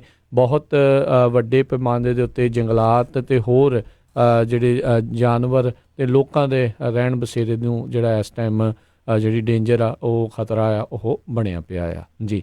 ਅਤੇ ਹਰਜੋਤ ਸਿੰਘ ਜੀ, ਇਰਾਕ ਦੀ ਅੰਬੈਸੀ ਨੂੰ ਲੈ ਕੇ ਜਿਹੜੀ ਇਹ ਇਸ ਟਾਈਮ ਅਪਡੇਟ ਜਿਹੜੀ ਆ ਰਹੀ ਆ, ਕਈ ਜਿਹੜੀਆਂ ਫੋਟੋਆਂ ਹੁਣ ਉਸ ਦੇ ਬਾਬਤ ਰਿਲੀਜ਼ ਹੋਈਆਂ ਜਿਸ ਦੇ ਵਿੱਚ ਇਹ ਪਤਾ ਲੱਗ ਰਿਹਾ ਵੀ ਜਿਹੜੀ ਈਰਾਨ ਦੇ ਦੁਆਰਾ ਹੱਲਾਸ਼ੇਰੀ ਦੇ ਕੇ ਜਿਹੜੇ ਉੱਥੇ ਮਲੇਸ਼ੀਆ ਦੇ ਮੈਂਬਰ ਉੱਥੇ ਪਹੁੰਚੇ ਸੀਗੇ ਪ੍ਰੋਟੈਸਟ ਕਰਨ, ਉਹਨਾਂ ਦੇ ਦੁਆਰਾ ਕਾਫੀ ਜਿਹੜਾ ਨੁਕਸਾਨ US ਅੰਬੈਸੀ ਨੂੰ ਇਰਾਕ ਦੇ ਵਿੱਚ ਬਗਦਾਦ ਦੇ ਵਿੱਚ ਜਿਹੜਾ ਉਹ ਹੋਇਆ ਦੱਸਿਆ ਗਿਆ ਆ, ਦੇਖਿਆ ਗਿਆ ਆ। ਅਤੇ ਹੁਣ ਵੱਖ-ਵੱਖ ਥਾਵਾਂ ਤੋਂ ਅਮਰੀਕੀ ਫੌਜੀ ਜਿਹੜੇ ਆ ਬਗਦਾਦ ਦੇ ਵਿੱਚ US ਦੀ ਜਿਹੜੀ ਅੰਬੈਸੀ ਆ ਉਸ ਦੀ ਰੱਖਿਆ ਦੇ ਲਈ ਇਸ ਟਾਈਮ ਉੱਥੇ ਪਹੁੰਚ ਚੁੱਕੇ ਨੇ। ਡਿਫੈਂਸ ਸੈਕਟਰੀ ਮਾਰਕ ਐਸਪਰ ਉਹਨਾਂ ਨੇ ਕਿਹਾ ਵੀ 750 ਜਿਹੜੇ ਫੌਜੀ ਆ ਉਹਨਾਂ ਨੂੰ ਤੁਰੰਤ ਜਿਹੜਾ ਆ ਉਸ ਇਲਾਕੇ ਦੇ ਵਿੱਚ ਜਿਹੜਾ ਘੱਲਿਆ ਜਿਹੜਾ ਉਹ ਜਾ ਰਿਹਾ ਆ। ਫੋਰਟ ਬ੍ਰੈਗ ਨਾਰਥ ਕੈਰੋਲੀਨਾ ਤੋਂ ਇਹ 750 ਫੌਜੀ ਜਿਹੜੇ ਆ ਉਸ ਦੇ ਲਈ ਜਿਹੜੇ ਰਵਾਨਾ ਹੋ ਚੁੱਕੇ ਨੇ। ਜੀ, ਇਸ ਤਰ੍ਹਾਂ ਮਾਈਕ ਪੰਪਿਓ ਜਿਹੜੇ ਆ ਉਹਨਾਂ ਨੇ ਯੂਕਰੇਨ ਜਾਣਾ ਸੀ, ਸੈਕਟਰੀ ਆਫ ਸਟੇਟ ਨੇ ਉਸ ਨੂੰ ਜਿਹੜਾ ਉਹਨਾਂ ਨੇ ਉਹ ਟ੍ਰਿਪ ਕੈਂਸਲ ਕਰ ਦਿੱਤਾ, ਰੱਦ ਕਰ ਦਿੱਤਾ ਹੈ ਜੀ। ਅਤੇ ਆਓ ਹੁਣ ਆਪਾਂ ਜਿਹੜੀਆਂ ਟਰੱਕਿੰਗ ਦੀਆਂ ਖਬਰਾਂ ਉਸ ਦੇ ਉੱਤੇ ਨਜ਼ਰ ਮਾਰਦੇ ਹਾਂ। ਕੱਲ੍ਹ ਜਿਹੜਾ ਆ ਰਮਨ ਜੀ ਅਤੇ ਹਰਜੋਤ ਜੀ, ਇੱਕ ਜਿਹੜੀ ਖਬਰ ਆ ਕਾਫੀ ਚਰਚਾ ਜਿਸ ਨੇ ਟਰੱਕਿੰਗ ਦੇ ਸਫ਼ਿਆਂ ਦੇ ਵਿੱਚ ਜਿਹੜੀ ਬਟੋਰੀ ਸੀਗੀ ਵੀ ਸੈਨ ਡੀਏਗੋ ਦੇ ਇੱਕ ਜੱਜ ਆ, ਉਹਨਾਂ ਦੇ ਦੁਆਰਾ, ਫੈਡਰਲ ਜੱਜ ਆ, ਉਹਨਾਂ ਦੇ ਦੁਆਰਾ ਜਿਹੜਾ ਇੱਕ ਆਰਜੀ ਤੌਰ ਦੇ ਉੱਤੇ ਜਿਹੜਾ ਟੈਂਪਰੇਰੀ ਰਿਸਟ੍ਰੇਨਿੰਗ ਆਰਡਰ AB5 ਦੇ ਉੱਤੇ ਜਿਹੜਾ ਉਹ ਲਾਇਆ ਗਿਆ ਆ। ਸੋ ਉਸ ਦੇ ਬਾਰੇ ਜ਼ਰੂਰ ਜਿਹੜਾ ਵਿਸਥਾਰ ਦੇ ਵਿੱਚ ਦੱਸੋ ਵੀ ਇਹ ਰਿਸਟ੍ਰੇਨਿੰਗ ਆਰਡਰ ਕੀ ਚੀਜ਼ ਆ ਅਤੇ ਇੱਕ ਪਰਮਾਨੈਂਟ ਇੰਜੰਕਸ਼ਨ ਦੇ ਲਈ ਉਸ ਦੇ ਉੱਤੇ ਅਜੇ ਫੈਸਲਾ ਉਹ ਆਉਣਾ ਆ AB5 ਦੇ ਉੱਤੇ। ਇਹ ਜਿਹੜਾ ਰਿਸਟ੍ਰੇਨਿੰਗ ਆਰਡਰ ਇਨ ਐਨੀ ਕੇਸ ਜੇ ਮੰਨ ਲਓ ਇੰਜੈਕਸ਼ਨ ਵਾਲੇ ਪਾਸੇ ਨੂੰ ਜਾਂਦਾ ਵੀ ਆ, ਉਹ ਅਸਰ ਜਿਹੜਾ ਕਿੰਨਾ ਲੋਕਾਂ ਦੇ ਉੱਤੇ ਕਰੂਗਾ? ਜੀ ਬਿਲਕੁਲ ਰਾਜ, ਇਹ ਜਿਹੜਾ ਡਿਸੀਜਨ ਬਿਲਕੁਲ ਲਾਸਟ ਮਿੰਟ ਤੇ ਦਿੱਤਾ ਗਿਆ ਆ। ਇਹ 23 ਤੋਂ ਲੈ ਕੇ 26 ਤੱਕ ਜਿਹੜੀਆਂ ਇਹਦੀਆਂ ਭੱਜ ਦੌੜ ਚੱਲ ਰਹੀ ਸੀ ਕਿ ਕਿਸੇ ਢੰਗ ਦੇ ਨਾਲ ਜਿਹੜਾ AB5 ਦਾ ਜਿਹੜੀ ਇੰਪੋਜ਼ ਹੈਗਾ, ਜਿਹੜਾ AB5 ਲਾਗੂ ਹੋਣਾ ਆ ਜਨਵਰੀ 1 ਤੋਂ, ਉਹਨੂੰ ਕਿਸੇ ਢੰਗ ਨਾਲ ਰੋਕਿਆ ਜਾ ਸਕੇ ਤਾਂ ਕਿ ਜਿਹੜੀ ਕੇਸ ਦੀ ਸੁਣਵਾਈ ਆ, ਜਿਹੜੀ 13 ਤਰੀਕ ਨੂੰ ਕੇਸ ਦੀ ਸੁਣਵਾਈ ਹੈ, ਜਨਵਰੀ 13 ਨੂੰ ਇੰਜੰਕਸ਼ਨ ਦੀ ਸੁਣਵਾਈ, ਉਦੋਂ ਤੱਕ ਇਹਨੂੰ ਰੋਕਿਆ ਜਾ ਸਕੇ ਜਾਂ ਕਿਸੇ ਢੰਗ ਨਾਲ ਇਹਨੂੰ ਮਤਲਬ ਕਿ ਸਟਾਪ ਕੀਤਾ ਜਾ ਸਕੇ ਤਾਂ ਕਿ ਉਹਦੀ ਸੁਣਵਾਈ ਹੋ ਸਕੇ ਪਹਿਲਾਂ। ਸੋ ਇਹ ਜਿਹੜਾ ਸੀਗਾ ਪਹਿਲਾਂ ਬਿਹਾਈਂਡ ਦਾ ਸੀਨ ਟਰਾਈ ਹੋਈ, ਪਰ ਉਹ ਲਾਗੂ ਨਹੀਂ ਕਰ ਸਕੇ, ਉਹ ਨਹੀਂ ਹੋ ਸਕਿਆ। ਤੇ ਉਸ ਤੋਂ ਬਾਅਦ ਜਿਹੜਾ ਸੀਗਾ ਇਹ ਜੱਜ ਨੇ ਇਹਨੂੰ ਜਿਹੜੀ ਇਹਦੀ ਇੰਪਲੀਮੈਂਟੇਸ਼ਨ ਆ, ਜਿਹੜੀ ਇਹਦੀ ਲਾਗੂ ਹੋਣ ਦੀ ਡੇਟ ਆ, ਟਾਈਮ ਆ, ਜਨਵਰੀ 1 ਸੀਗਾ, ਉਹਨੂੰ ਟੈਂਪਰੇਰੀ ਰਿਸਟ੍ਰੇਨਿੰਗ ਆਰਡਰ ਕੱਢਿਆ ਆ ਕਿ ਜਿਹੜਾ ਜਨਵਰੀ 1 ਤੋਂ ਲੈ ਕੇ ਤੇ ਜਨਵਰੀ 13 ਤੱਕ, ਜਿੱਦਣ ਤੱਕ ਇਹਦੀ ਪਹਿਲੀ ਸੁਣਵਾਈ ਆ, ਉਦਣ ਤੱਕ ਇਹਨੂੰ ਲਾਗੂ ਹੋਣ ਤੋਂ ਰੋਕਿਆ ਗਿਆ। ਸੋ ਇਹ 'ਚ ਮੈਂ ਥੋੜ੍ਹਾ ਜਿਹਾ ਅਪਡੇਟ ਕਰਦਾ ਰਮਨ ਜੀ, ਪਹਿਲੀ ਸੁਣਵਾਈ ਸ਼ਾਇਦ ਜਨਵਰੀ 6 ਨੂੰ ਆ, ਉਹ ਤੋਂ ਬਾਅਦ ਜਨਵਰੀ 13 ਨੂੰ ਜਿਹੜੀ ਆ ਪ੍ਰੀਲਿਮਿਨਰੀ ਇੰਜੰਕਸ਼ਨ ਮੋਸ਼ਨ ਜਿਹੜਾ ਕਹਿੰਦੇ ਹੋਣਾ ਆ। ਹਾਂਜੀ, ਉਹ ਜਿਹੜੀ 13 ਦੀ ਸੁਣਵਾਈ ਹੈ ਨਾ, ਉਦੋਂ ਤੱਕ ਇਹਨੂੰ ਰੋਕਿਆ ਗਿਆ ਹੈ। ਜਿਹੜੀ 6 ਵਾਲੀ ਆ ਉਹ ਤੇ ਇੰਪੋਰਟੈਂਸ ਨਹੀਂ ਦਿੱਤੀ ਗਈ, ਪਰ ਜਿਹੜੀ ਜਨਵਰੀ 13 ਵਾਲੀ ਸੁਣਵਾਈ ਹੈ, ਜਿੱਦਣ ਪ੍ਰੀਲਿਮਿਨਰੀ ਇੰਜੰਕਸ਼ਨ ਜਿਹੜੀ ਆ ਉਹ ਮੰਗੀ ਗਈ ਆ, ਇਹ ਜਿਹੜਾ ਇਹਦੇ ਵਿੱਚ ਜਿਹੜਾ ਰੀਜ਼ਨ ਦਿੱਤਾ ਗਿਆ ਕਿ ਜਿਹੜੇ ਪਲੈਂਟਿਫ ਹੈਗੇ ਆ ਕੈਲੀਫੋਰਨੀਆ ਟਰੱਕਿੰਗ ਐਸੋਸੀਏਸ਼ਨ ਦੇ ਵੱਲੋਂ ਕਿ ਜਿਹੜਾ AB5 ਦਾ ਪ੍ਰੋਂਗ B ਹੈਗਾ, ਉਹ FAAA ਜਿਹੜੇ ਹੈਗੇ ਆ, ਜਿਹੜਾ ਫੈਡਰਲ ਏਵੀਏਸ਼ਨ ਐਕਟ ਹੈਗਾ ਆ, ਉਹਦੇ ਤਹਿਤ ਜਿਹੜੀ ਸਟੇਟ ਹੈਗੀਆਂ ਆ, ਉਹ ਟਰੱਕਿੰਗ ਕੈਰੀਅਰਸ ਨੂੰ ਇਹ ਚੀਜ਼ ਉਹਨਾਂ ਤੇ ਲਾਗੂ ਨਹੀਂ ਕਰ ਸਕਦੀ। ਸੋ ਇਹ ਜਿਹੜਾ 1994 ਦਾ ਐਕਟ ਹੈਗਾ ਆ, ਉਹਨੂੰ ਪੁਆਇੰਟ ਰੱਖ ਕੇ ਉਹਨੂੰ ਅੱਗੇ ਰੱਖ ਕੇ ਇਹ ਕੰਮ ਕੀਤਾ ਗਿਆ। ਸੋ ਹੁਣ ਮੈਜੋਰਟੀ ਦੇਖਣ ਵਾਲੀ ਗੱਲ ਇਹ ਹੋਊਗੀ ਕਿ ਜਨਵਰੀ 13 ਨੂੰ ਕੀ ਇੰਜੰਕਸ਼ਨ ਮਿਲਦੀ ਹੈਗੀ ਆ, ਕੀ ਇੱਥੇ ਰੋਕ ਲੱਗਦੀ ਹੈਗੀ ਆ। ਰੋਕ ਇਸ ਤਰ੍ਹਾਂ ਕਿ ਲਾਅ ਜਿਹੜਾ ਆ, ਲਾਅ ਆਪਣੇ ਵੱਲੋਂ ਤਾਂ ਜਿਹੜਾ ਆ ਉਹ ਸ਼ੁਰੂ ਹੋ ਚੁੱਕਾ, ਤੇ ਜਿਹੜੀ ਇਹਦੇ 'ਚ ਸਿਚੁਏਸ਼ਨ ਹੋਣੀ ਆ। ਇੱਕ ਹੋਰ ਗੱਲ ਮੈਂ ਇੱਥੇ ਰਾਜ ਆਪਣੇ ਭਾਜੀ ਕਹਿੰਦੇ ਆ ਕਿ ਇਹ ਜੇ ਆਪਾਂ ਇਹ ਕਹਿੰਦੇ ਆ ਕਿ ਇਹ ਲਾਭ ਪੂਰੀ ਤਰ੍ਹਾਂ ਖਤਮ ਕਰ ਦਿੱਤਾ ਜਾਊਗਾ ਇਹਦੇ ਨਾਲ, ਉਹ ਸਿਚੁਏਸ਼ਨ ਨਹੀਂ ਹੈਗੀ। ਇਹਦੇ ਵਿੱਚ ਸਿਰਫ ਤੇ ਸਿਰਫ ਜਿਹੜਾ ਐਸੋਸੀਏਸ਼ਨ ਦਾ ਜਿਹੜਾ ਮੁੱਦਾ ਹੈਗਾ, ਉਹ ਹੈਗਾ ਕਿ ਵਰਡਿੰਗ ਚੇਂਜ ਕਰਨਾ, ਵਿੱਚ ਜਿਹੜੀਆਂ ਵਰਡਿੰਗਸ ਚੇਂਜ ਹੋਣੀਆਂ ਕਿ ਜਿਹਦੇ ਨਾਲ ਸਾਨੂੰ ਥੋੜੀ ਜਿਹੀ ਹੋਰ ਲੀਨੀਅੰਸੀ ਜਿਹੜੀ ਟਰੱਕਿੰਗ ਇੰਡਸਟਰੀ ਆ ਉਹਨੂੰ ਥੋੜੀ ਲੀਨੀਅੰਸੀ, ਥੋੜੀ ਜਿਹੀ ਉਹਨੂੰ ਰਾਹਤ ਮਿਲ ਸਕੇ। ਪਰ ਜੇ ਇਹਨੂੰ ਕਹੀਏ ਕਿ ਇਹ ਮੁਕੰਮਲ ਤੌਰ ਦੇ ਉੱਤੇ ਇਹ ਜਿਹੜਾ ਆ ਇਹ ਖਤਮ ਹੋਣਾ, ਉਹਦੇ ਚਾਂਸਸ ਬਹੁਤ ਜ਼ਿਆਦਾ ਘੱਟ ਲੱਗਦੇ ਆ। ਪਰ ਇਹਦੇ ਵਿੱਚ ਇੱਕ ਗੱਲ ਹੋਰ ਵੀ ਆ ਵੀ ਜਿਹੜੀ ਲਿਫਟ ਕੰਪਨੀ ਹੈਗੀ ਆ ਤੇ ਜਿਹੜੀ ਪੋਸਟਮੇਟਸ ਕੰਪਨੀ ਹੈਗੀ ਆ, ਉਹਨਾਂ ਨੇ ਵੀ ਆਪਣੇ ਤੌਰ ਤੇ ਜਿਹੜਾ ਇੱਥੇ ਕੇਸ ਹੈਗਾ ਆ ਉਹ ਫਾਈਲ ਕਰ ਦਿੱਤਾ ਆ। ਲੇਟ ਆਪਣੇ ਦਸੰਬਰ ਦੇ ਬਿਲਕੁਲ ਲਾਸਟ ਵਾਲੇ ਦਿਨਾਂ ਦੇ ਵਿੱਚ ਫਾਈਲ ਹੋਇਆ। ਤੇ ਦੂਸਰੀ ਗੱਲ ਹੋਰ ਆ ਕਿ ਜਿਹੜਾ ਤਿੰਨੇ ਕੰਪਨੀਆਂ ਹੈਗੀਆਂ, ਲਿਫਟ, ਊਬਰ ਤੇ ਪੋਸਟਮੇਟਸ ਆ, ਇਹਨਾਂ ਨੇ ਅਬਾਊਟ $90 ਮਿਲੀਅਨ ਜਿਹੜਾ ਰਿਜ਼ਰਵ ਇਹਦੇ ਤੇ ਅਲਾਟ ਕੀਤਾ ਹੈ ਕਿ ਉਹਨਾਂ ਨੇ ਕੈਂਪੇਨ ਚਲਾਉਣੀ ਆ ਕਿ ਇਹਨੂੰ ਵੋਟਰਸ ਦੇ ਅੱਗੇ ਰੱਖਿਆ ਜਾਵੇ, ਬੈਲਟ ਤੇ ਲਿਆਂਦਾ ਜਾਵੇ ਤਾਂ ਕਿ ਵੋਟਰਸ ਇਹਦੇ ਅਗੇਂਸਟ ਵੋਟ ਪਾਉਣ ਤੇ ਇਹ ਜਿਹੜਾ ਫਿਰ ਇਹ ਟੋਟਲੀ ਜਿਹੜਾ ਆ ਅਬੋਲਿਸ਼ ਹੋ ਸਕਦਾ ਆ। ਉੱਦਾਂ ਇਹਨੂੰ ਅਬੋਲਿਸ਼ ਕਰਨਾ ਬਹੁਤ ਔਖਾ ਜੀ। ਸੋ ਬਿਲਕੁਲ ਦੱਸਦੇ ਜਾਈਏ, ਸਿਰਫ ਜੇ ਜਿੰਨੇ ਵੀ ਸਾਡੇ ਟਰੱਕਰ ਵੀਰ ਸੋਚਦੇ ਹੈਗੇ, ਇਹ ਸਿਰਫ 2 ਹਫ਼ਤਿਆਂ ਦੇ ਲਈ ਜਿਹੜਾ ਆ ਇੱਕ ਤਰ੍ਹਾਂ ਨਾਲ ਆਪਾਂ ਕਹਿ ਸਕਦੇ ਹਾਂ ਐਗਜ਼ੈਂਪਸ਼ਨ ਹੋਈ ਹੈਗੀ ਆ ਕੈਲੀਫੋਰਨੀਆ ਦੇ ਕੰਟਰੈਕਟਰ ਲਾ ਦੀ, ਕਿਉਂਕਿ 13 ਤਰੀਕ ਨੂੰ ਹੀਅਰਿੰਗ ਹੋਣੀ ਹੈਗੀ ਆ। ਸੋ ਇਹ ਜਿਹੜਾ ਜੱਜ ਹੈਗਾ ਆ ਸੈਂਡੀਗੋ ਦਾ ਸੀ ਰੋਜਰ ਬਨੀਜ਼, ਉਹਨਾਂ ਨੇ ਇਹ ਜਿਹੜੇ ਰੀਸਟੇਨਿੰਗ ਆਰਡਰ ਇਸ਼ੂ ਕੀਤੇ ਹੈਗੇ ਆ। ਇੱਕ ਚੀਜ਼ ਜਿਹੜੀ ਇਸ ਦੇ ਉੱਤੇ ਸਾਰੇ ਜਾਣੇ ਜਿੰਨੇ ਵੀ ਟਰੱਕਰਸ ਆ ਉਹ ਜਿੱਦਾਂ ਰਮਨ ਹੋਣਾ ਨੇ ਵੀ ਜਿਹੜਾ ਦੱਸਿਆ ਆ ਵੀ ਇਹ ਨਾ ਸੋਚੋ ਵੀ ਇਹ ਜਿਹੜਾ ਲਾਅ ਆ ਉਹ ਖਤਮ ਜਿਹੜਾ ਉਹ ਹੋ ਰਿਹਾ ਆ। ਜੇ ਐਨੀਵੇਜ਼ ਜੇ ਇਸ ਦੇ ਉੱਤੇ ਮੰਨ ਲਓ ਵੱਧ ਤੋਂ ਵੱਧ ਜਿਹੜੇ ਵੀ ਸਿਨਾਰੀਓ ਜੇ ਆਪਾਂ ਦੇਖੀਏ, ਜੇ ਤੇ ਇੰਜੰਕਸ਼ਨ ਲੱਗ ਵੀ ਜਾਂਦਾ ਆ ਇਸ ਚੀਜ਼ ਦੇ ਉੱਤੇ, ਇਹਦੇ ਵਿੱਚ ਇੰਜੰਕਸ਼ਨ ਸਿਰਫ ਜਿਹੜੇ ਇੰਡੀਪੈਂਡੈਂਟ ਕੰਟਰੈਕਟਰ ਆ ਉਹਨਾਂ ਦੇ ਉੱਤੇ ਲੱਗਣਾ ਹੈ। ਜਿਹੜੇ ਡਰਾਈਵਰ ਆ ਉਹਨਾਂ ਦੇ ਉੱਤੇ AB5 ਜਿਹੜਾ ਪਹਿਲੋਂ ਵੀ ਚੱਲ ਰਿਹਾ ਸੀਗਾ, ਹੁਣ ਇਸ ਦੇ ਨਾਲ ਉਸ ਦੇ ਉੱਤੇ ਇਨ ਐਨੀ ਕੇਸ ਉਸ ਦੇ ਉੱਤੇ ਕੋਈ ਅਸਰ ਜਿਹੜਾ ਉਹ ਨਹੀਂ ਰਹੂਗਾ। ਜਿਹੜਾ ਡਰਾਈਵਰ ਆ ਉਹਨੂੰ ਐਜ਼ ਏ ਇੰਪਲੋਈ ਹੀ ਜਿਹੜਾ ਆ ਉਹ ਗਿਣਿਆ ਜਾਵੇਗਾ। ਸੋ ਇਹ ਚੀਜ਼ ਜ਼ਰੂਰ ਇੱਕ ਵਾਰੀ ਰਮਨ ਜੀ, ਹਰਜੋਤ ਜੀ, ਤੁਸੀਂ ਜ਼ਰੂਰ ਇਸ ਨੂੰ ਉੱਤੇ ਕਲੀਅਰ ਕਰ ਦਿਓ। ਬਿਲਕੁਲ ਰਾਜ, ਇਹ ਜਿਹੜਾ ਡਰਾਈਵਰ ਸੀਗਾ, driver was never part of AB5। Driver ਦਾ ਕੋਈ ਦੇਣਾ ਨਹੀਂ ਹੈਗਾ AB5 ਦੇ ਨਾਲ।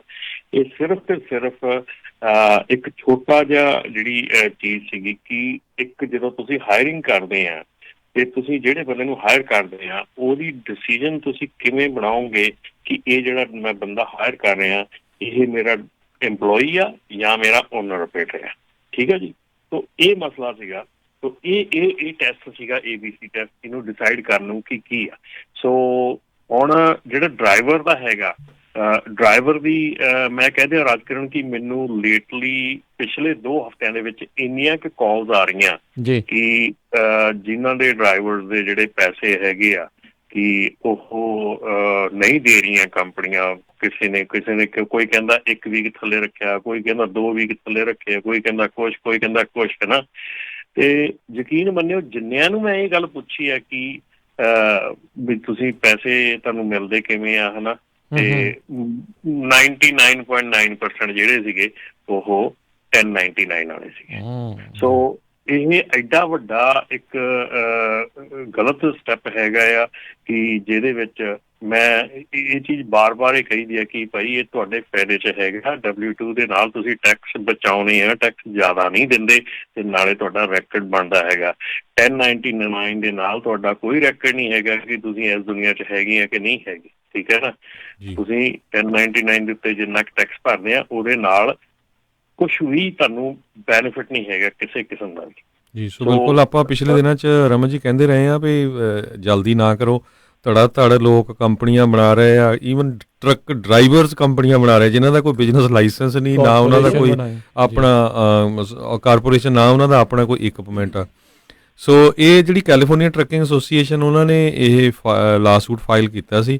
ਸੋ ਇੱਕ ਉਹਨਾਂ ਨੇ ਇਹ ਵੀ ਪੁਆਇੰਟ ਰੱਖਿਆ ਵੀ ਜਿਹੜਾ ਫੈਡਰਲ ਗਵਰਨਮੈਂਟ ਦਾ ਡਿਫਰੈਂਟ ਆ ਅਤੇ ਸਟੇਟ ਵਾਲਾ ਓਵਰ ਰੂਲ ਕਰਨਾ ਚਾਹੁੰਦੇ ਹੈਗੇ ਆ। ਪਰ ਇਹ ਦੱਸਦੇ ਜਾਈਏ ਜਿਹੜੀਆਂ ਇਹ ਯੂਨੀਅਨਸ ਆ ਜਿਹੜੀਆਂ ਇਹ ਲਾ ਲੈ ਕੇ ਆਈਆਂ ਸੀਆਂ, ਖਾਸ ਕਰਕੇ ਜਿਹੜੇ ਪੋਰਟ ਵਾਲੇ ਉਹਨਾਂ ਨੂੰ ਲੈ ਕੇ। ਸੋ ਹੁਣ ਦੇਖੋ 13 ਤਰੀਕ ਤੱਕ ਜਿਹੜਾ ਕੀ ਬਣਦਾ ਹੈਗਾ। ਬਿਲਕੁਲ ਜੀ, ਬਿਲਕੁਲ। ਤੇ ਮੇਰੇ ਖਿਆਲ ਦੇ ਵਿੱਚ ਕਿਉਂਕਿ ਜਿੱਦੀ ਇੱਕ ਮੇਰੀ CTA ਦੇ ਨਾਲ ਗੱਲ ਹੋਈ ਹੈ, ਜਿੰਨੀ ਕੁ ਮੇਰੀ ਉਹਨਾਂ ਨਾਲ ਡਿਸਕਸ਼ਨ ਹੋਈ ਹੈ, ਉਹਦੇ ਵਿੱਚ ਵਰਡਿੰਗ ਹੈਗੀ ਆ ਇਹਦੇ ਵਿੱਚ ਇਨਸਰਟ ਕਰਨੀ ਪੈਣੀ ਹੈ ਤਾਂ ਕਿ ਇਹਦੇ ਵਿੱਚ ਥੋੜ੍ਹਾ ਜਿਹਾ ਹੋਰ ਜਿਹੜੀ ਲੀਨੀਅੰਸੀ ਹੈ ਜਾਂ ਥੋੜ੍ਹੀ ਜਿਹੀ ਹੋਰ ਇਹਦੇ 'ਚ ਇਹਦੀ ਰੇਂਜ ਥੋੜ੍ਹੀ ਜਿਹੀ ਵੱਧ ਸਕੇ। ਸੋ ਉੱਥੋਂ ਤੱਕ ਜਿਹੜਾ ਇਹ ਹੈਗਾ ਕਿ ਇਹਦੇ 'ਚ ਜਿਹੜੀ ਵਰਡਿੰਗ ਹੈਗੀ ਆ ਉਹ ਲੈ ਕੇ ਤਾਂ ਕਿ ਕੁਛ ਜਿਹੜੇ ਐਕਚੁਅਲ ਦੇ ਵਿੱਚ ਰੀਅਲ ਓਨਰ ਆਪਰੇਟਰ ਹੈਗੇ ਆ ਉਹਨਾਂ ਨੂੰ ਐਗਜ਼ੈਂਪਟ ਕੀਤਾ ਜਾ ਸਕੇ। ਤਾਂ ਉਹ ਜਿਹੜੀ ਚੀਜ਼ ਆ ਉਹਦੇ 'ਤੇ ਕੰਮ ਹੋ ਰਿਹਾ। ਜੀ ਜੀ ਜੀ ਬਿਲਕੁਲ। ਅਤੇ ਸਰੋਤੋ ਜੇ ਤੁਹਾਡਾ ਵੀ ਕੋਈ ਜਿਹੜੇ ਕਿ ਟਰੱਕਰਸ ਹੈਗੇ ਆ ਉਹਨਾਂ ਦਾ ਤੁਹਾਡਾ ਕੋਈ ਜੇ ਸਵਾਲ ਹੈਗਾ ਟਰੱਕਿੰਗ ਦੇ ਨਾਲ ਸੰਬੰਧਿਤ, ਚਾਹੇ AB5 ਆ, ਚਾਹੇ ELD ਆ, ਅਤੇ ਚਾਹੇ ਜਿਹੜਾ ਡਰੱਗ ਹਾਊਸ ਕਲੀਅਰਿੰਗ ਟੈਸਟਿੰਗ ਜਿਹੜਾ ਕਲੀਅਰਿੰਗ ਹਾਊਸ ਆ ਉਸ ਦੇ ਨਾਲ ਸੰਬੰਧਿਤ ਆ, ਜਾਂ ਵੈਸੇ ਟਰੱਕਿੰਗ ਦੇ ਨਾਲ ਕੋਈ ਸਵਾਲ ਆ, ਤੁਸੀਂ ਜਿਹੜਾ ਜੀ ਕਾਲ ਕਰ ਸਕਦੇ ਹੋ ਨੰਬਰ 408 272 5200 408 272 5200 ਦੇ ਉੱਤੇ। ਅਤੇ ਇਹ ਜਿਹੜੀਆਂ ਕਾਫੀ ਅਹਿਮ ਜਿਹੜੀਆਂ ਚੀਜ਼ਾਂ ਹੈਗੀਆਂ, ਜਿੱਦਾਂ ਹੁਣ ਦੇਖੋ ਹਰਜੋਤ ਸਿੰਘ ਜੀ ਜਿਹੜੇ CTA ਵਾਲੇ ਆ, ਕੈਲੀਫੋਰਨੀਆ ਟਰੱਕਿੰਗ ਐਸੋਸੀਏਸ਼ਨ ਆ, ਉਹਨਾਂ ਨੇ ਇਹਨਾਂ ਜਿਹੜੇ ਓਨਰਸ ਆਪਰੇਟਰ ਆ ਉਹਨਾਂ ਦੇ ਲਈ ਹੁਣ ਇੱਕ ਕਹਿ ਲਓ ਵੀ ਫਾਈਟ ਕੀਤੀ ਆ, ਅਦਾਲਤ ਦੇ ਵਿੱਚ ਗਏ ਆ। ਹੁਣ ਆਪਣਿਆਂ ਦੀ ਜਿਹੜੀ ਪ੍ਰੋਬਲਮ ਇਹ ਆ ਜਾਂਦੀ, ਉਹ ਕਹਿੰਦੇ ਵੀ ਕੋਈ ਸਾਡੇ ਲਈ ਵੀ ਫਾਈਟ ਕਰੇ, ਪਰ ਇਹ ਆ ਵੀ ਕਹਿੰਦੇ ਡਾਲਰ ਵੀ ਨਹੀਂ ਖਰਚਣਾ ਅਸੀਂ। ਸੋ ਬਿਲਕੁਲ ਸਨੀ ਗਰੇਵਾਲ ਵੀ ਜਿਹੜੇ ਆ ਉਹ ਕਮੈਂਟ ਕਰਦੇ ਫੇਸਬੁੱਕ ਤੇ, ਕਹਿੰਦੇ ਵੀ ਆਪਾਂ ਕਿੰਨੇ ਲੋਕਾਂ ਨੂੰ ਕਹਿੰਦੇ ਨਾਪਤਾ ਜੁਆਇਨ ਕਰੋ, ਫ੍ਰੀ ਇਨਫੋਰਮੇਸ਼ਨ ਸਾਰੇ ਭਾਲਦੇ ਆ, ਆਪ ਚਾਹੇ ਉਹਨੇ ਆਪ ਬੜੇ ਬੜੇ ਘਰ ਵੀ ਲਾਏ ਹੋ ਆ, ਕਾਰਾਂ ਵੀ ਲਈਆਂ, ਵੀ $10 ਦੇ ਕੇ ਰਾਜੀ ਨਹੀਂ ਹੈਗੇ। ਸੋ ਜੀ ਹੁਣ ਜਿਹੜਾ CTA ਨੇ ਜਿਹੜਾ ਫਾਈਲ ਕੀਤਾ ਕੇਸ, ਇਹਦੇ ਵਾਸਤੇ ਉਹਨਾਂ ਨੇ $4 ਮਿਲੀਅਨ ਸੈਟ ਅਸਾਈਡ ਕੀਤੇ ਆ ਕਿ ਇਹਨੂੰ ਫਾਈਟ ਕਰਨ ਵਾਸਤੇ, ਠੀਕ ਹੈ ਨਾ, ਵਕੀਲ ਕਰਨ ਵਾਸਤੇ ਸਾਰਾ ਕੁਝ ਕਰ। ਤੇ ਉਹ $4 ਮਿਲੀਅਨ ਜਿਹੜੇ ਆ ਉਹ ਕਿਤੇ ਉਹਨਾਂ ਨੇ ਪੱਲੇ ਥੋੜੀ ਦਿੱਤੇ, ਉਹ ਸਾਰੇ ਮੈਂਬਰਸ ਨੇ ਦਿੱਤੇ ਆ, ਸਾਰੇ ਮੈਂਬਰਸ ਨੇ ਪਲੈਜ ਕੀਤੇ ਆ ਟੂ ਫਾਈਟ, ਠੀਕ ਹੈ ਨਾ। ਤੇ ਸਾਡੇ ਕੋਲ ਤਾਂ ਇਹੋ ਜਿਹੀ ਸਿਚੁਏਸ਼ਨ ਹੋਈ ਪਈ ਆ ਵੀ ਜੇ ਮੈਂਬਰਸ਼ਿਪ ਦਾ ਨਾਂ ਲੈਂਦੇ ਤਾਂ ਪਹਿਲਾਂ $10 ਦੀ ਪੂਰੀ ਡਿਟੇਲ ਲਈ ਜਾਂਦੀ ਹੈ ਵੀ ਉਹ $10 ਮੰਥ ਆ ਤੇ ਉਹਦੇ 'ਚ ਕੀ ਮਿਲੂਗਾ ਜੀ। ਸੋ ਉਹ ਜਿਹੜੀਆਂ ਚੀਜ਼ਾਂ ਹੈਗੀਆਂ, ਯਸ ਜ਼ਰੂਰੀ ਆ ਪੁੱਛਣਾ ਹੈ ਕਿ ਮੈਂ ਇਹ ਨਹੀਂ ਕਹਿੰਦਾ ਕਿ ਨਾ ਪੁੱਛੋ, ਜ਼ਰੂਰੀ ਆ ਪੁੱਛਣਾ, ਪਰ ਆਪਾਂ ਫਾਈਟ ਕਰਨੀ ਚਾਹੁੰਦੇ ਹਾਂ ਲੇਕਿਨ ਆਪਾਂ ਫਿਊਲ ਨਹੀਂ ਦੇ ਸਕਦੇ, ਤੇ ਫਿਊਲ ਤੋਂ ਬਿਨਾਂ ਕੋਈ ਵੀ ਗੱਡੀ ਗਾਂ ਤੁਰਦੀ ਜੀ। ਜੀ ਬਿਲਕੁਲ, ਅਦਾਲਤਾਂ ਦੇ ਖਰਚੀਲੇ ਜਿਹੜੇ ਕੰਮ ਹੁੰਦੇ, ਚੰਗੇ ਵਕੀਲ ਜਿਹੜੇ ਆ ਉਹ ਮਹਿੰਗੇ ਹੁੰਦੇ ਆ। ਸੋ ਇਹ ਜਿਹੜਾ ਤਾਂ ਹੀ ਜਿਹੜੀਆਂ ਆ ਉਹ ਮੈਂਬਰਸ਼ਿਪ ਫੀਸਾਂ ਜਿਹੜੀ ਵੀ ਤੁਸੀਂ ਐਸੋਸੀਏਸ਼ਨ ਦੇ ਮੈਂਬਰ ਬਣਦੇ ਆ, ਇਨਫੈਕਟ ਤੁਸੀਂ ਯੂਨੀਅਨ ਦੇ ਮੈਂਬਰ ਵੀ ਬਣਦੇ ਆ, ਉਹਨਾਂ ਦੀਆਂ ਵੀ ਫੀਸਾਂ ਜਿਹੜੀਆਂ ਉਹ ਹੁੰਦੀਆਂ ਆ, ਉਹ ਇਸੇ ਕੰਮ ਨਹੀਂ ਹੁੰਦੀਆਂ ਵੀ ਇਨ ਦੀ ਐਂਡ ਤੁਹਾਡੇ ਜਿਹੜੇ ਇੰਟਰਸਟ ਆ ਉਹਨਾਂ ਨੂੰ ਉਹਨਾਂ ਨੇ ਕਿਸ ਤਰੀਕੇ ਦੇ ਨਾਲ ਫਾਈਟ ਕਰਨਾ ਆ। ਇਨ ਦੀ ਐਂਡ ਜਦੋਂ ਨੈਗੋਸੀਏਸ਼ਨ ਨਾ ਡਾਇਰੈਕਟਲੀ ਹੋਵੇ ਤਾਂ ਫਿਰ ਅਦਾਲਤਾਂ ਦਾ ਹੀ ਸਹਾਰਾ ਆ, ਉਹ ਐਂਡ ਦੇ ਵਿੱਚ ਲੈਣਾ ਪੈਂਦਾ ਹੁੰਦਾ ਹੈ। ਹਾਂਜੀ, ਹੁਣ ਰਾਜ ਦੇਖੋ, ਬਿਲਕੁਲ ਜਿਹੜੀ ਹੁਣ ਐਸੋਸੀਏਸ਼ਨ ਆ ਉਹ ਤੁਸੀਂ ਆਪਣੀ ਮਰਜ਼ੀ ਦੇ ਨਾਲ ਮੈਂਬਰ ਬਣਦੇ ਆ ਤੇ ਤੁਹਾਡੀ ਮਰਜ਼ੀ ਦੇ ਨਾਲ ਤੁਸੀਂ ਆਪਣਾ ਚੈੱਕ ਕੱਟ ਕੇ ਭੇਜਦੇ ਆ ਮੈਂਬਰਸ਼ਿਪ ਦਾ। ਪਰ ਜਿਹੜੀ ਯੂਨੀਅਨ ਆ, ਯੂਨੀਅਨ ਤੁਸੀਂ ਕਿਸੇ ਕੰਪਨੀ ਨੂੰ ਜੁਆਇਨ ਕਰਦੇ ਆ, ਜੇ ਉੱਥੇ ਯੂਨੀਅਨ ਆ ਤੇ ਤੁਹਾਡੇ ਚੈੱਕ ਚੋਂ ਪਹਿਲਾਂ ਹੀ ਤੁਹਾਡੀ ਮੈਂਬਰਸ਼ਿਪ ਕੱਟੀ ਜਾਂਦੀ ਹੈ, ਇਸ ਕਰਕੇ ਯੂਨੀਅਨ ਸਟਰੋਂਗ ਹੁੰਦੀ। ਬਿਲਕੁਲ ਬਿਲਕੁਲ। ਸੋ ਔਰ ਕੈਲੀਫੋਰਨੀਆ ਦੇ ਵਿੱਚ ਯੂਨੀਅਨ ਸਟਰੋਂਗ ਬਹੁਤ ਹੈਗੀਆਂ ਆ। ਸੋ ਇਹ ਵੀ ਭੁਲੇਖੇ 'ਚ ਨਾ ਰਹੋ ਵੀ ਸ਼ਾਇਦ ਇਹ ਬੰਦ ਹੋ ਜਾਏ, ਕਿਉਂਕਿ ਬਹੁਤ ਯੂਨੀਅਨਸ ਜਿਹੜੀਆਂ ਆ ਤਗੜੀਆਂ, ਉਹਨਾਂ ਨੇ ਇਹ ਕੇਸ ਫਾਈਟ ਕੀਤਾ ਸੀਗਾ। ਸੋ ਇਹ ਜਿੱਦਾਂ ਲਾ ਤਾਂ ਆਲਰੇਡੀ ਬਣ ਚੁੱਕਾ ਹੈਗਾ ਜੀ, ਪਰ ਚਲੋ ਫਿਰ ਵੀ ਲਾ ਬਣ ਜਾਂਦਾ, ਕਾਨੂੰਨ ਬਣਦਾ। ਆਪਾਂ ਦੇਖਦੇ ਹਾਂ ਅਮਰੀਕਾ ਦੇ ਵਿੱਚ ਇੱਕ ਚੀਜ਼ ਤਾਂ ਜਿਹੜੀ ਹੈਗੀ ਆ, ਚਾਹੇ ਹੁਣ ਟਰੰਪ ਹੋਣੀ ਆ ਐਡਮਿਨਿਸਟ੍ਰੇਸ਼ਨ ਆ, ਉਹਨਾਂ ਦੀ ਕਿੰਨੇ ਲਾ ਕਾਨੂੰਨ ਜਿਹੜੇ ਉਹ ਬਣਾਉਂਦੇ ਆ, ਪ੍ਰਪੋਜ਼ਲ ਲੈ ਕੇ ਆਉਂਦੇ, ਇਨ ਦੀ ਐਂਡ ਫਿਰ ਉਹ ਅਦਾਲਤਾਂ ਦੇ ਵਿੱਚ ਚਲੇ ਜਾਂਦਾ ਆ। ਸੋ ਇਹ ਨਹੀਂ ਸੋਚਣਾ ਵੀ ਉਹ ਕਿਤੇ ਪੱਥਰ 'ਤੇ ਲਕੀਰ ਜਿਹੜੀ ਚੀਜ਼ ਹੈਗੀ, ਜੇ ਤੁਸੀਂ ਫਾਈਟ ਕਰ ਸਕਦੇ ਹੋ ਉਸ ਚੀਜ਼ ਦੇ ਵਿੱਚ, ਤੁਸੀਂ ਅਦਾਲਤ ਦਾ ਜਿਹੜਾ ਸਹਾਰਾ ਉਹ ਲਿਆ ਜਾ ਸਕਦਾ ਹੁੰਦਾ ਆ। ਅਤੇ ਆਪਣੇ ਨਾਲ ਜਿਹੜੇ ਕਾਲਰਸ ਜਿਹੜੇ ਜੁੜੇ, ਆਪਾਂ ਉਹਨਾਂ ਦੇ ਵਾਰੀ ਸਿਰ ਜਿਹੜੇ ਸਵਾਲ ਆ ਉਹ ਲੈਂਦੇ ਆ। ਅਗਲੇ ਆਪਣੇ ਕਾਲਰ ਜਿਹੜੇ ਜੁੜ ਚੁੱਕੇ ਨੇ, ਕਾਲ ਤੁਸੀਂ ਵੀ ਸਰੋਤ ਕਰ ਸਕਦੇ ਹੋ, ਕੋਈ ਸਵਾਲ ਪੁੱਛਣਾ ਹੈ, ਨੰਬਰ 408-272-5200 ਦੇ ਉੱਤੇ। ਗੁਰਪ੍ਰੀਤ ਜੀ, ਸਤਿ ਸ਼੍ਰੀ ਅਕਾਲ ਜੀ, ਸਵਾਗਤ ਹੈ। ਸਤਿ ਸ਼੍ਰੀ ਅਕਾਲ ਜੀ ਭਾਈ ਸਾਹਿਬ। ਸਤਿ ਸ਼੍ਰੀ ਅਕਾਲ ਜੀ। ਹਾਂਜੀ ਭਾਜੀ, ਪਹਿਲਾਂ ਤਾਂ ਤੁਸੀਂ ਤਿੰਨੇ ਭਰਾਵਾਂ ਦਾ ਬਹੁਤ ਬਹੁਤ ਧੰਨਵਾਦ, ਇੰਨੇ ਤੁਸੀਂ ਟਾਈਮ ਕੱਢ ਕੇ ਇੰਨੀ ਇਨਫੋਰਮੇਸ਼ਨ ਪ੍ਰੋਵਾਈਡ ਕਰਦੇ ਹੋ। ਤਾਂ ਮੇਰਾ ਇੱਕ ਸਵਾਲ ਵੀ ਹੈ ਤੇ ਇੱਕ ਸੁਜੈਸ਼ਨ ਵੀ ਹੈ ਜੀ। ਤੇ ਸੁਜੈਸ਼ਨ ਭਾਜੀ ਆਪਣੀ ਕਮਿਊਨਿਟੀ ਵਾਸਤੇ ਹੈਗਾ ਕਿ ਆਪਾਂ ਨਾ ਆਪਣੀ ਕਮਿਊਨਿਟੀ 'ਚ ਕੋਈ ਵੀ ਜਦੋਂ ਰੂਲ ਆਉਂਦਾ ਹੈ ਨਾ, ਆਪਾਂ ਉਹਨੂੰ ਹਮੇਸ਼ਾ ਬੈਂਡ ਕਰਨ ਨੂੰ ਦੇਖਦੇ ਆ, ਉਹਨੂੰ ਬ੍ਰੇਕ ਕਰਨ ਨੂੰ ਦੇਖਦੇ ਆ। ਇਹ ਨਹੀਂ ਕਦੇ ਸੋਚਦੇ ਕਿ ਇਹਦਾ ਆਊਟਕਮ ਕੀ ਹੈ, ਆਪਣੇ ਫਾਇਦੇ ਲਈ ਹੈ ਜਾਂ ਕਿਸ ਚੀਜ਼ ਲਈ ਆ ਜੀ। ਤੇ ਆਹ ਤਾਂ ਰੂਲ ਪਹਿਲਾਂ ਹੀ ਬਣੇ ਹੋਏ ਸੀ। ਮੈਂ ਸਾਰੇ ਆਪਣੇ ਕਮਿਊਨਿਟੀ ਨੂੰ ਰਿਕੁਐਸਟ ਕਰਾਂਗਾ, ਆਹ ਸਾਰਾ ਕੁਝ ਪਹਿਲਾਂ ਤਾਂ ਹੀ ਹੈਗਾ, ਇਹਦੇ 'ਚ ਕੋਈ ਵੀ ਨਵੀਂ ਚੀਜ਼ ਹੈ ਨਹੀਂ। ਬਸ ਇਹ ਇੱਕ ਕਿ ਇੱਕ ਆਦਮੀ ਨੂੰ ਉਹ ਸਿਕਿਉਰ ਕਰ ਰਹੇ ਆ ਜਿਹੜੇ EMPLOYE ਨੇ, ਡਰਾਈਵਰ ਜੀ, ਉਹਨਾਂ ਦੇ ਫਾਇਦੇ।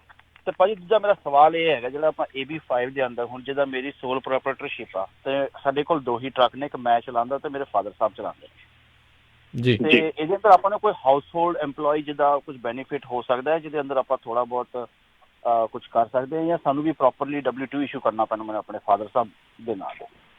ਹਾਂਜੀ, W2 ਤੁਹਾਨੂੰ ਇਸ਼ੂ ਕਰਨਾ ਪਏਗਾ ਜੀ। ਉਹਦੇ ਵਿੱਚ ਕੋਈ ਐਸਾ ਹਾਊਸ ਹੋਲਡ ਦਾ ਕੋਈ ਐਸਾ ਨਹੀਂ ਹੁੰਦਾ, ਇਹਦੇ ਵਿੱਚ W2 ਜਿਹੜਾ ਆ ਇਸ਼ੂ ਕਰਨਾ ਪਊਗਾ। ਅੱਛਾ ਜੀ, ਜੀ ਠੀਕ ਹੈ ਭਾਈ ਸਾਹਿਬ ਜੀ, ਇਹੀ ਪੁੱਛਣਾ ਸੀਗਾ। ਥੈਂਕ ਯੂ ਜੀ, ਥੈਂਕ ਯੂ ਵੈਰੀ ਮਚ, ਮਿਹਰਬਾਨੀ ਜੀ। ਅਗਲੇ ਕਾਲਰ ਨੇ ਆਪਣਾ ਸਵਾਲ ਜਿਹੜਾ ਆ ਰਾਜਕਿਰਨ ਫੇਸਬੁੱਕ ਤੇ ਵੀ ਆਇਆ ਕਿ, ਔਰ ਇਹ ਕਾਫੀ ਲੋਕ ਇਹੋ ਜਿਹਾ ਕੰਮ ਕਰ ਰਹੇ ਹੈਗੇ ਆ ਕਿ ਜਿਹਦੇ ਵਿੱਚ ਕਿ ਹਾਫ ਪੇ ਦੇ ਰਹੇ ਆ ਤੇ ਹਾਫ ਕੈਸ਼ ਦੇ ਰਹੇ ਆ, ਹਾਫ W2 ਤੇ ਹਾਫ ਜਿਹੜਾ 1099।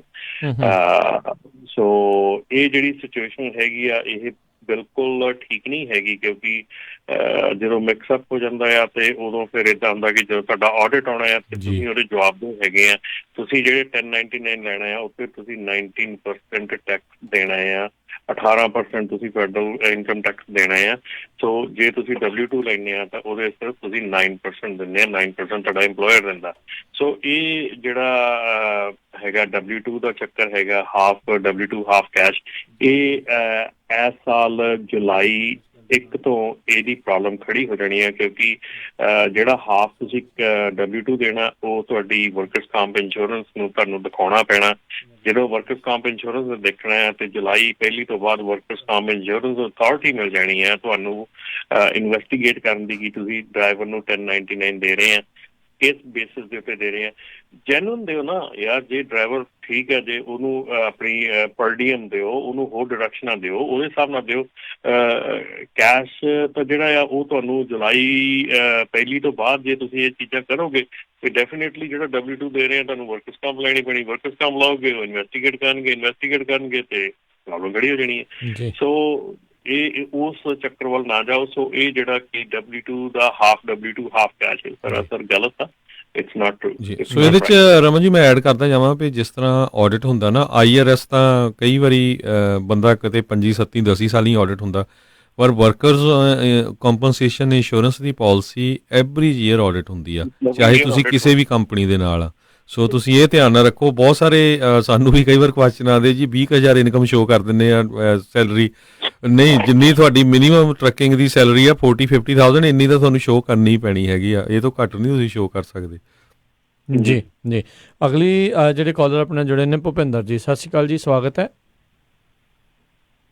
ਹੈਲੋ, ਹਾਂਜੀ ਹੈਲੋ ਜੀ, ਸਤਿ ਸ਼੍ਰੀ ਅਕਾਲ ਭਾਈ। ਸਤਿ ਸ਼੍ਰੀ ਅਕਾਲ ਹਾਂਜੀ ਭਾਈ, ਮੈਂ ਭੁਪਿੰਦਰ ਸਿੰਘ ਬੋਲਦਾ ਭਾਜੀ। ਮੇਰਾ ਕੁਐਸਚਨ ਸੀਗਾ ਆਪਣੇ ਦੇ ਟਰੱਕਿੰਗ ਦੇ ਰਿਲੇਟਡ। ਜਿੱਦਾਂ ਭਾਈ ਸਾਡੇ ਨਾ ਕੰਪਨੀ, ਜਿੱਦਾਂ ਸਾਡੇ ਡੈਡੀ ਜੀ ਦੇ ਨਾਂ ਆ, ਜਿੱਦਾਂ ਫਾਦਰ ਸਾਹਿਬ ਦੇ ਜੀ, ਤੇ ਉਹਦੇ ਵਿੱਚ ਜਿੱਦਾਂ ਇੱਕ ਸਾਡੇ ਫਾਦਰ ਸਾਹਿਬ ਦਾ ਟਰੱਕ ਹੁੰਦਾ ਸੀ, ਤੇ ਜਿੱਦਾਂ ਫਾਦਰ ਸਾਹਿਬ ਸਾਡੇ ਕਈ ਇੰਡੀਆ ਰਹਿੰਦੇ, ਜਿੱਦਾਂ ਵੀ ਉਹ ਟੇਕ ਕੇਅਰ ਕਰੀ ਜਾਂਦੇ ਸੀ। ਜਿੱਦਾਂ ਇੱਕ ਮੇਰੇ ਛੋਟੇ ਬ੍ਰਦਰ ਦਾ, ਇੱਕ ਮੇਰਾ ਟਰੱਕ ਅਸੀਂ ਚਲਾਉਂਦੇ ਆ।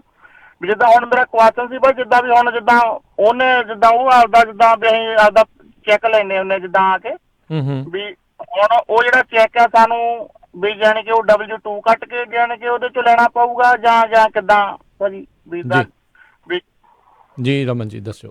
ਦੇਖੋ ਜੀ, ਜਿਹੜੀ ਕਾਰਪੋਰੇਸ਼ਨ ਜਿੱਦਾਂ ਉਹ ਸਾਡੇ ਫਾਦਰ ਸਾਹਿਬ ਦੇ ਨਾਂ ਆ ਭਾਜੀ, ਤੇ ਜਿੱਦਾਂ ਸਾਡੀ ਅਸੀਂ ਜਿੱਦਾਂ ਆਪਦੇ ਡੈਡੀ ਵਾਲੀ ਕੰਪਨੀ ਚਲਾਉਂਦੇ ਆ, ਉਹਦੇ ਸਾਈਨ ਯੂਜ਼ ਕਰਦੇ ਆ, 2 ਬ੍ਰਦਰ ਆ ਨਾ। ਤੁਸੀਂ ਬੇਸਿਕਲੀ ਉਹਨਾਂ ਦੇ ਇੰਪਲੋਈ ਆ, ਸੋ W2 ਤਾਂ ਹੋਊਗਾ ਹੀ, W2 ਲੈਣਾ ਪੈਣਾ। ਹਾਂਜੀ, ਇੰਪਲੋਈ ਦੇ ਐਜ਼ ਦਾ ਡਰਾਈਵਰ ਹੀ ਲੈਣਾ ਪਊਗਾ ਜਿੱਦਾਂ ਭਾਜੀ, ਜਾਂ ਜਿੱਦਾਂ ਹੁਣ ਮੈਂ ਆਪਦਾ ਜਾਣ ਕੇ ਗੇੜਾ ਲਾ ਕੇ ਆਉਣਾ, ਮੈਂ ਆਪਦਾ ਜਾਣ ਕੇ ਚੈੱਕ ਲੈਣਾ, ਜਿੱਦਾਂ ਮੈਨੂੰ ਮੇਰੇ ਡਿਸਪੈਚ ਤੋਂ ਜਾਂ ਬਰੋਕਰ ਤੋਂ ਮੈਨੂੰ ਚੈੱਕ ਮਿਲਦਾ ਹੈ, ਉਹ ਮੈਂ ਆਪਦੇ ਡੈਡੀ ਦੀ। ਜਿਹੜਾ ਤੁਹਾਡਾ ਟਰੱਕ ਆ ਉਹ ਤੁਹਾਡੇ ਡੈਡੀ ਦੇ ਨਾਮ ਤੇ ਜਾਂ ਤੁਹਾਡੇ ਨਾਮ ਤੇ ਆ? ਨਹੀਂ, ਟਰੱਕ ਮੇਰੇ ਨਾਮ ਤੇ ਆ ਭਾਜੀ, ਬਸ ਸਾਈਨ ਉਹਨਾਂ ਦੇ ਯੂਜ਼ ਕਰਦੇ। ਹਾਂਜੀ, ਇਹਦੇ ਵਿੱਚ ਜੀ ਸੁਣ ਲਿਓ। ਹੁਣ ਸਿਚੁਏਸ਼ਨ ਜਿਹੜੀ ਹੈਗੀ ਤੁਹਾਡੀ ਸਿਚੁਏਸ਼ਨ ਇਹ ਆ ਕਿ ਤੁਹਾਡੇ ਫਾਦਰ ਸਾਹਿਬ ਦੀ ਕੰਪਨੀ ਆ, ਇੱਕ ਟਰੱਕ ਉਹਨਾਂ ਦਾ ਆ ਔਰ 2 ਟਰੱਕ ਤੁਹਾਡੇ ਦੋਨੋਂ ਬ੍ਰਦਰਸ ਦੇ ਆ, ਜਿਹੜੇ ਆਪਣੇ ਆਪਣੇ ਨਾਂ ਤੇ ਆ। ਸੋ ਤੁਸੀਂ ਐਜ਼ ਕਹਿ ਲਓ ਵੀ ਓਨਰ ਆਪਰੇਟਰ ਉਹਨਾਂ ਨਾਲ ਕੰਮ ਕਰਦੇ ਆ, ਪਰ ਅਕੋਰਡਿੰਗ ਟੂ AB5 ਤੁਸੀਂ ਉਹਨਾਂ ਦੇ ਇੰਪਲੋਈ ਹੈਗੇ ਆ, ਤੁਹਾਨੂੰ W2 ਲੈਣਾ ਪੈਣਾ ਆ, ਇੰਕਲੂਡਿੰਗ ਤੁਹਾਡੇ ਫਾਦਰ ਸਾਹਿਬ, ਉਹਨਾਂ ਨੂੰ ਵੀ W2 ਲੈਣਾ ਪੈਣਾ ਆ, ਤੁਹਾਨੂੰ ਵੀ W2 ਲੈਣਾ ਪੈਣਾ ਆ। ਤੇ ਜਿਹੜਾ ਉਸ ਤੋਂ ਬਾਅਦ ਤੁਹਾਡੇ ਟਰੱਕ ਦੀ ਇਨਕਮ ਹੈਗੀ ਆ, ਉਹ ਈਅਰ ਐਂਡ ਤੇ ਤੁਹਾਨੂੰ ਉਹਦਾ K1 ਮਿਲੂਗਾ, ਜਾਂ ਤੁਸੀਂ ਆਪਣਾ ਉਹਦਾ K1 ਲਓਗੇ ਜਾਂ ਕਿੱਦਾਂ ਲਓਗੇ। ਜੇ K1 ਨਹੀਂ ਮਿਲੂਗਾ ਕਿਉਂਕਿ ਤੁਸੀਂ ਪਾਰਟਨਰਸ਼ਿਪ ਨਹੀਂ ਹੈਗੀ ਤੁਹਾਡੀ ਉਹਦੀ ਕੰਪਨੀ ਦੇ ਵਿੱਚ, ਸੋ ਉਹਦਾ ਜਿਹੜਾ ਹੈਗਾ ਤੁਹਾਨੂੰ ਸੈਪਰੇਟ ਚੈੱਕ ਬਣੂਗਾ। ਪਰ ਇਹਦੇ ਵਿੱਚ ਕੰਪਲੀਕੇਸ਼ਨ ਇਹ ਆ ਜੀ, ਅੱਜ ਕੱਲ੍ਹ ਦੇਖੋ ਮੈਂ ਹੁਣ ਫਿਰ ਕਹਿ ਰਿਹਾ ਕਿ ਜਿੰਨੇ ਲੋਕੀ ਕਾਰਪੋਰੇਸ਼ਨਾਂ ਬਣਾਈ ਜਾ ਰਹੇ ਆ, ਜਿਹੜਾ ਡਰਾਮਾ ਪਹਿਲਾਂ ਸੀਗਾ ਕਿ ਜਦੋਂ ਮਰਜ਼ੀ ਚੈੱਕ ਕੱਟ ਲਓ, ਕੰਪਨੀ 'ਚੋਂ ਜੋ ਮਰਜ਼ੀ ਕਰ ਲਓ, ਕਾਰਪੋਰੇਸ਼ਨ ਦੇ ਵਿੱਚ ਤੁਸੀਂ ਐਵੇਂ ਚੈੱਕ ਨਹੀਂ ਕੱਟ ਸਕਦੇ।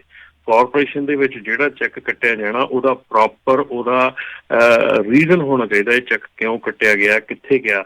ਜਿੰਨੇ ਪਰਸਨਲ ਖਰਚੇ ਆ ਉਹ ਤੁਸੀਂ ਕਾਰਪੋਰੇਸ਼ਨ ਦੇ ਵਿੱਚ ਨਹੀਂ ਪਾ ਸਕਦੇ। ਇਹ ਦੇਖੋ ਅਸੀਂ ਵਾਰ-ਵਾਰ ਕਹਿ ਰਹੇ ਹਾਂ ਕਿ ਜਿੰਨੇ ਲੋਕਾਂ ਨੇ ਕਾਰਪੋਰੇਸ਼ਨਾਂ ਖੋਲ ਲਈਆਂ ਆ, ਉਨੀਆਂ ਤੰਗੀਆਂ ਤਕਲੀਫਾਂ ਜਿਹੜੀਆਂ ਉਹ ਵੱਧ ਗਈਆਂ ਗਾਂ ਨੂੰ। ਸੋ ਇਹ ਕਾਰਪੋਰੇਸ਼ਨ ਨੂੰ ਚਲਾਉਣਾ ਜਿਹੜਾ ਆ, ਇਹ ਨਾਟ ਅ ਈਜ਼ੀ ਥਿੰਗ। ਜਿਹੜੇ ਲੋਕੀ ਕਰਦੇ ਆ ਯੈਸ ਉਹਨਾਂ ਲਈ ਈਜ਼ੀ ਹੈਗਾ, ਪਰ ਨਵੇਂ ਬੰਦਿਆਂ ਲਈ ਬਹੁਤ ਔਖਾ ਹੋ ਜਾਣਾ, ਕਿਉਂਕਿ ਕਾਰਪੋਰੇਸ਼ਨ ਦਾ ਚੈਕਿੰਗ ਅਕਾਊਂਟ ਹਰ ਇੱਕ ਚੀਜ਼ ਜਿਹੜੀ ਹੈ ਉਹ ਬਿਲਕੁਲ ਟੋਟਲੀ ਸੈਪਰੇਟ ਹੋਣੀ ਚਾਹੀਦੀ ਤੁਹਾਡੇ ਪਰਸਨਲ ਤੋਂ। ਸੋ ਇਹ ਜਿਹੜੀ ਗੱਲ ਕਰ ਰਹੇ ਆ, ਇਹਦੇ ਵਿੱਚ ਇਹਨਾਂ ਨੂੰ W2 ਇਸ਼ੂ ਹੋਣਾ ਆ, ਕਿਉਂਕਿ ਇਹ ਉਸ ਕੰਪਨੀ ਦੇ ਵਿੱਚ ਇੱਕੋ ਕੰਪਨੀ ਦੇ ਨਾਲ ਬਿਜ਼ਨਸ ਕਰ ਰਹੇ ਹੈਗੇ ਅਕੋਰਡਿੰਗ ਟੂ ਜਿਹੜਾ ਹੁਣ ਅਜੇ AB5 ਹੈਗਾ। ਜੇ ਉਹ 'ਚ ਕੋਈ ਚੇਂਜਸ ਹੋ ਜਾਂਦੀਆਂ ਤਾਂ ਡਿਫਰੈਂਟ ਕਹਾਣੀਆਂ, ਬਟ W2 ਤਾਂ ਲੈਣਾ ਹੀ ਪੈਣਾ ਆ।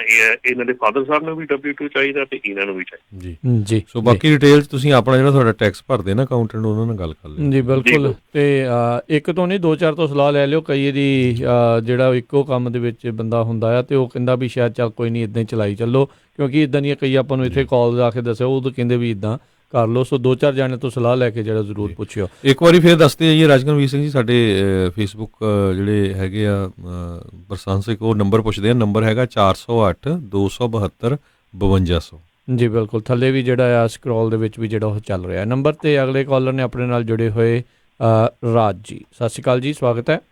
ਹਾਂਜੀ, ਸਾਰੇ ਭਰਾਵਾਂ ਨੂੰ ਸਤਿ ਸ੍ਰੀ ਅਕਾਲ ਜੀ। ਸਤਿ ਸ਼੍ਰੀ ਅਕਾਲ ਜੀ। ਹਾਂਜੀ, ਮੇਰਾ ਸਵਾਲ ਇਹ ਹੈ ਜੀ, ਅਸੀਂ ਕੈਨੇਡਾ ਤੋਂ ਆ ਜੀ ਤੇ ਮੈਂ ਵੀ ਮੈਂਬਰ ਹਾਂ ਨੈਕਸਾ ਦਾ ਜੀ। ਤੇ ਵੈਸੇ ਤੁਸੀਂ ਕੈਨੇਡਾ ਵਾਲੇ ਓਨਰ ਆਪਰੇਟਰਾਂ ਨੂੰ, ਡਰਾਈਵਰਾਂ ਨੂੰ ਤੁਸੀਂ ਮੈਂਬਰ ਬਣਾਉਣੇ ਆ, ਤਾਂ ਜੇ ਅਸੀਂ ਮੈਂਬਰ ਬਣ ਜਾਂਦੇ ਆ ਸਾਨੂੰ ਉਹਦਾ ਕੀ ਫਾਇਦਾ ਹੁੰਦਾ ਜੀ? ਇਹੀ ਸਵਾਲ ਹੈ ਜੀ। ਥੈਂਕ ਯੂ ਜੀ। ਜੀ ਬਿਲਕੁਲ ਜੀ, ਜਿਵੇਂ ਤੁਹਾਡੇ ਕੈਨੇਡਾ ਦੇ ਮੈਂਬਰਸ ਹੈਗੇ ਆ, ਉਹਨਾਂ ਨੂੰ ਜਿਹੜਾ ਪਹਿਲਾ ਫਾਇਦਾ ਹੈਗਾ ਉਹ ਫਿਊਲ ਕਾਰਡ ਦਾ ਹੈਗਾ ਆ। ਔਰ ਫਿਊਲ ਕਾਰਡ ਦਾ ਬੈਨੀਫਿਟ ਮੇਰੇ ਖਿਆਲ ਕੈਨੇਡਾ ਵਾਲਿਆਂ ਨੂੰ ਸਾਰਿਆਂ ਨੂੰ ਜ਼ਿਆਦਾ, ਕਿਉਂਕਿ I-5 ਦੇ ਉੱਤੇ ਫਿਊਲ ਡਿਸਕਾਊਂਟ ਜਿਹੜਾ ਆ ਸਿਐਟਲ, ਇੱਧਰ ਵਾਸ਼ਿੰਗਟਨ ਤੇ ਔਰਗਨ 'ਚ ਬਹੁਤ ਜ਼ਿਆਦਾ ਆ। ਜਿਹੜਾ ਤੁਸੀਂ ਟਾਇਰਾਂ ਦਾ ਡਿਸਕਾਊਂਟ ਹੈਗਾ ਆ, ਉਹ ਸਾਡੇ ਕੋਲ ਅਨਫੋਰਚੂਨੇਟਲੀ ਮਿਸ਼ਲਨ ਦਾ ਅਜੇ ਤੱਕ ਕੈਨੇਡਾ ਦੇ ਵਿੱਚ ਸ਼ੁਰੂ ਨਹੀਂ ਹੋ ਸਕਿਆ। ਕੋਸ਼ਿਸ਼ ਕਰ ਰਹੇ ਹਾਂ ਕਿ ਫਾਇਰਸਟੋਨ ਵਾਲਿਆਂ ਨਾਲ ਡੀਲ ਬਣਾ ਕੇ ਫਾਇਰਸਟੋਨ ਦਾ ਡਿਸਕਾਊਂਟ ਸ਼ੁਰੂ ਕੀਤਾ ਜਾ ਸਕੇ।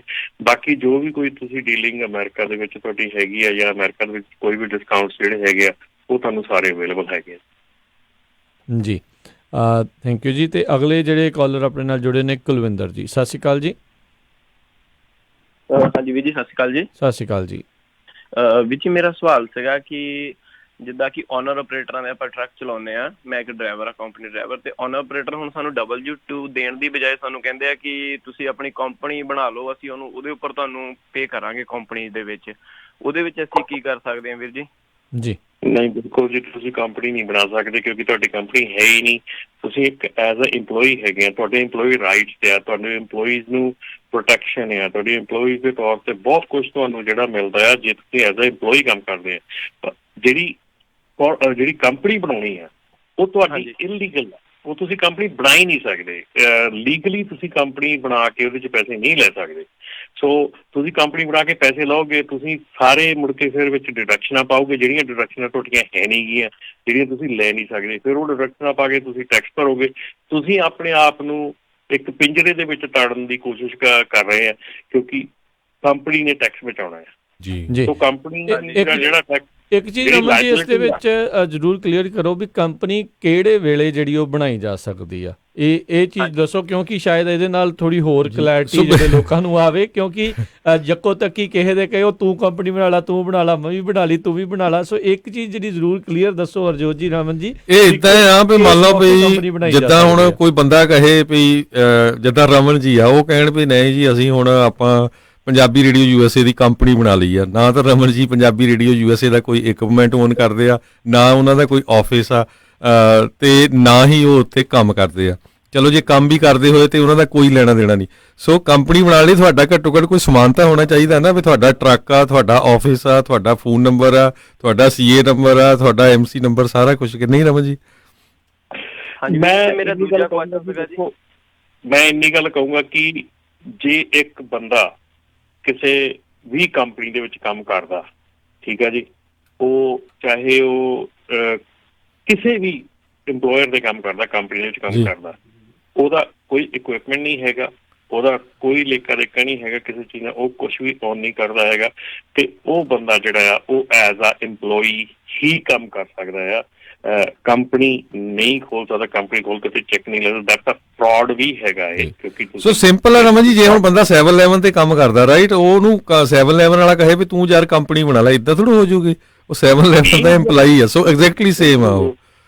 ਸਿੰਪਲੀ ਇਹੋ ਹੀ ਚੀਜ਼ ਹੈ ਨਾ। It's they are trying to tell you to commit a fraud. ਜੀ ਜੀ ਜੀ ਜੀ ਜੀ। ਕੁਲਵਿੰਦਰ ਜੀ, ਕੀ ਤੁਹਾਡਾ ਦੂਜਾ ਸਵਾਲ ਵੀ ਕੀ ਸੀਗਾ ਜੀ? ਆਪਾਂ ਰਮਨ ਜੀ ਨੂੰ ਮੈਂ ਪੁੱਛਣਾ ਸੀਗਾ, ਜਿੱਦਾਂ ਕਿ ਆਪਾਂ ਜੇ ਸੋਚਦੇ ਹਾਂ ਕਿ ਅਸੀਂ ਆਪਣਾ ਓਨ ਟਰੱਕ ਲੈਣਾ ਹੈ, ਕਿ ਇੱਕ ਟਰੱਕ ਆਪਾਂ ਲੈਂਦੇ ਹਾਂ, ਆਪਣੀ ਕੰਪਨੀ ਬਣਾਉਂਦੇ ਹਾਂ, ਤਾਂ ਆਪਾਂ ਜੇ ਕਿਸੇ ਕੋਲੋਂ ਡਿਸਪੈਚ ਲੈਂਦੇ ਹੋ ਸਾਨੂੰ W2 ਤੇ ਹੀ ਡਿਸਪੈਚ ਦੇਗਾ ਦਿਸ ਈਅਰ ਕਿ ਸਾਨੂੰ ਉਹ ਕੋਈ ਹੋਰ ਤਰੀਕਾ ਕਰੇਗਾ ਅਪਣਾਏਗਾ ਜੀ?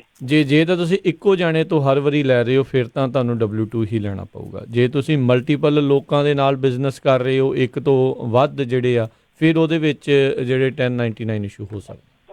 ਹਾਲ ਦੀ ਘੜੀ ਜੋ ਤੁਸੀਂ ਦੱਸਿਆ ਸੀਗਾ ਕਿ ਕੋਈ ਸਾਈਨ ਇਨ ਕਰਨਾ ਹੈ ਜਿੱਦਾਂ 6 ਤਰੀਕ ਤੋਂ ਪਹਿਲਾਂ ਜਨਵਰੀ ਤੋਂ ਅਕਾਊਂਟ ਬਣਾਉਣਾ, ਤੇ ਉਹ ਪਲੀਜ਼ ਦੱਸ ਸਕਦੇ ਹੋ ਤੁਸੀਂ? ਮੈਂ ਉਸ ਦਿਨ ਪ੍ਰੋਗਰਾਮ ਸੁਣ ਨਹੀਂ ਸਕਿਆ। ਹਾਂਜੀ ਕੋਈ ਨਹੀਂ, ਉਹ ਵੈਸੇ ਚਲੋ ਰਿਪੀਟ ਵੀ ਤੁਸੀਂ ਸੁਣ ਲਿਓ, ਤੇ ਹੁਣ ਰਾਈਟ ਨਾਓ ਜਿਹੜਾ ਫੇਸਬੁੱਕ ਤੇ ਲਾਈਵ ਚੱਲ ਰਿਹਾ ਉਹਦੇ ਹੇਠਾਂ ਜਿਹੜੇ ਆ ਉਹ ਲਿੰਕ ਵੀ ਜਿਹੜੇ ਉਹ ਪਾਏ ਹੋਏ ਆ। ਉਹ drug and alcohol clearing house ਜਿਹੜਾ ਹੈਗਾ ਆ, ਉਹਦੇ ਵਿੱਚ ਤੁਸੀਂ ਆਪਣੇ ਆਪ ਨੂੰ ਰਜਿਸਟਰ ਜਿਹੜਾ ਉਹ ਕਰਨਾ ਆ as a driver. Thank you so much ਵੀਰ ਜੀ। Thank you. ਸਤਿ ਸ਼੍ਰੀ ਅਕਾਲ ਜੀ। ਸਤਿ ਸ਼੍ਰੀ ਅਕਾਲ ਜੀ। ਥੈਂਕ ਯੂ ਜੀ ਅਗਲੇ ਜਿਹੜੇ ਕਾਲਰ ਆਪਣੇ ਨਾਲ ਜੁੜੇ ਨੇ ਜਗਤਾਰ ਜੀ, ਸਤਿ ਸ਼੍ਰੀ ਅਕਾਲ ਜੀ। ਹੈਲੋ, ਸਤਿ ਸ਼੍ਰੀ ਅਕਾਲ ਭਾਜੀ। ਸਤਿ ਸ਼੍ਰੀ ਅਕਾਲ ਜੀ। ਪਹਿਲੀ ਗੱਲ ਤਾਂ ਥੈਂਕ ਯੂ ਭਾਜੀ, ਬਹੁਤ ਸਾਰੀ ਇਨਫੋਰਮੇਸ਼ਨ ਜਿਹੜੀ ਹੁੰਦੀ ਹੈ ਮੈਂ ਲਾਈਵ ਦੇਖਦਾ ਹੁੰਦਾ, ਤੁਹਾਡੀ ਰੇਡੀਓ ਤੋਂ ਮਿਲ ਜਾਂਦੀ ਹੈ। ਥੈਂਕ ਯੂ ਇੱਕ ਤਾਂ ਮੇਰੀ ਬੇਨਤੀ ਸੀਗੀ, ਮੈਂ ਰਮਨ ਭਾਜੀ ਉਹਨਾਂ ਦਾ ਨੰਬਰ ਜਾਂ ਕੰਟੈਕਟ ਸ਼ੇਅਰ ਕਰ ਦਿਓ ਕਿਉਂਕਿ ਮੈਂ ਉਹਨਾਂ ਦਾ ਮੈਂਬਰ ਬਣਨਾ ਚਾਹੁੰਦਾ ਸੀਗਾ ਜੀ। ਤੇ ਦੂਜਾ ਮੇਰਾ ਕੁਐਸਚਨ ਹੈਗਾ, ਜਿੱਦਾਂ ਮੇਰੇ ਕੋਲ ਇੱਕ ਟਰੱਕ ਇੱਕ ਟ੍ਰੇਲਰ ਮੇਰੇ ਨਾਮ ਤੇ ਹੀ ਆ ਜੀ। ਤੇ ਜਿਹੜੀ ਕੰਪਨੀ ਆ ਉਹਨਾਂ ਦਾ ਮੇਰੀ ਵਾਈਫ ਆ ਨਾ, ਤੇ ਕੀ ਉਹਦੇ ਵਿੱਚ ਮੈਨੂੰ W2 ਲੈਣਾ ਪੈਣਾ ਜਾਂ 1090 ਨਾਲ ਮੇਰਾ ਚੱਲੂਗਾ, ਜਾਂ ਮੈਂ ਹੁਣ ਉਸ ਕੰਪਨੀ ਦੇ ਵਿੱਚ ਸ਼ੇਅਰ ਹੋਲਡਰ ਬਣ ਸਕਦਾ ਜਾਂ ਕਿ ਮੈਂ 1099 ਲੈ ਲਵਾਂ?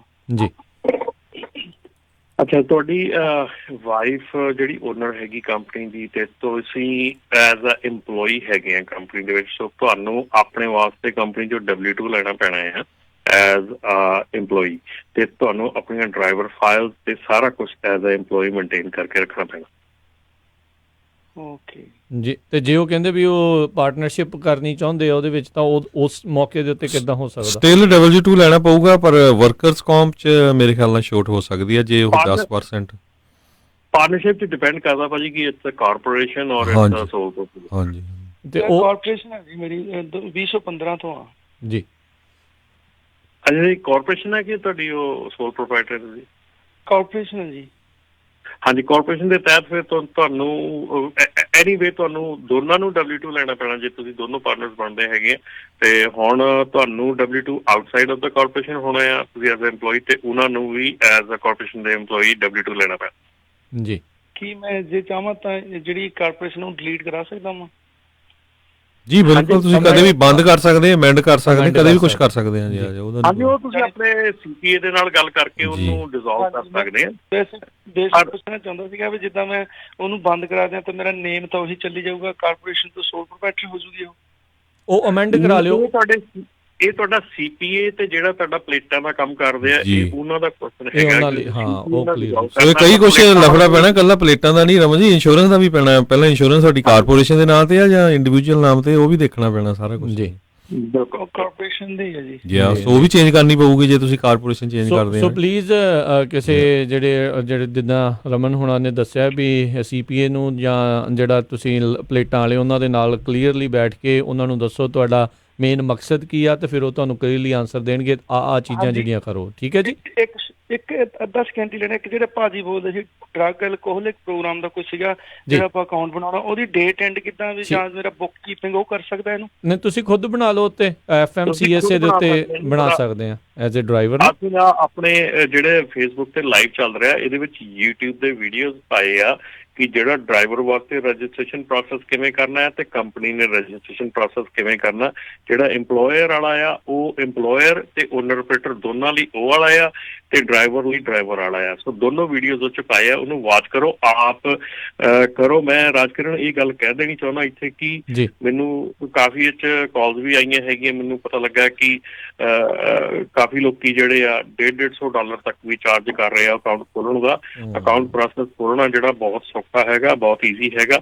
ਪਲੀਜ਼ ਉਹਨੂੰ ਆਪ ਅਕਾਊਂਟ ਤੁਸੀਂ ਖੋਲ ਸਕਦੇ ਆ, ਕੋਈ ਏਡੀ ਵੱਡੀ ਗੱਲ ਨਹੀਂ ਹੈਗੀ। ਘਬਰਾਉਣ ਦੀ ਨਹੀਂ ਜ਼ਰੂਰਤ ਹੈਗੀ, ਇਨਫੋਰਮੇਸ਼ਨ ਹੀ ਤੁਸੀਂ ਉਸ ਦੇ ਵਿੱਚ ਜਿਹੜੀ ਉਹ ਭਰਨੀ ਹੈ ਅਕਾਊਂਟ ਬਣਾਉਣ ਦੇ ਲਈ। ਠੀਕ ਹੈ ਜੀ। ਥੈਂਕ ਯੂ ਭਾਜੀ। ਓਕੇ ਜੀ।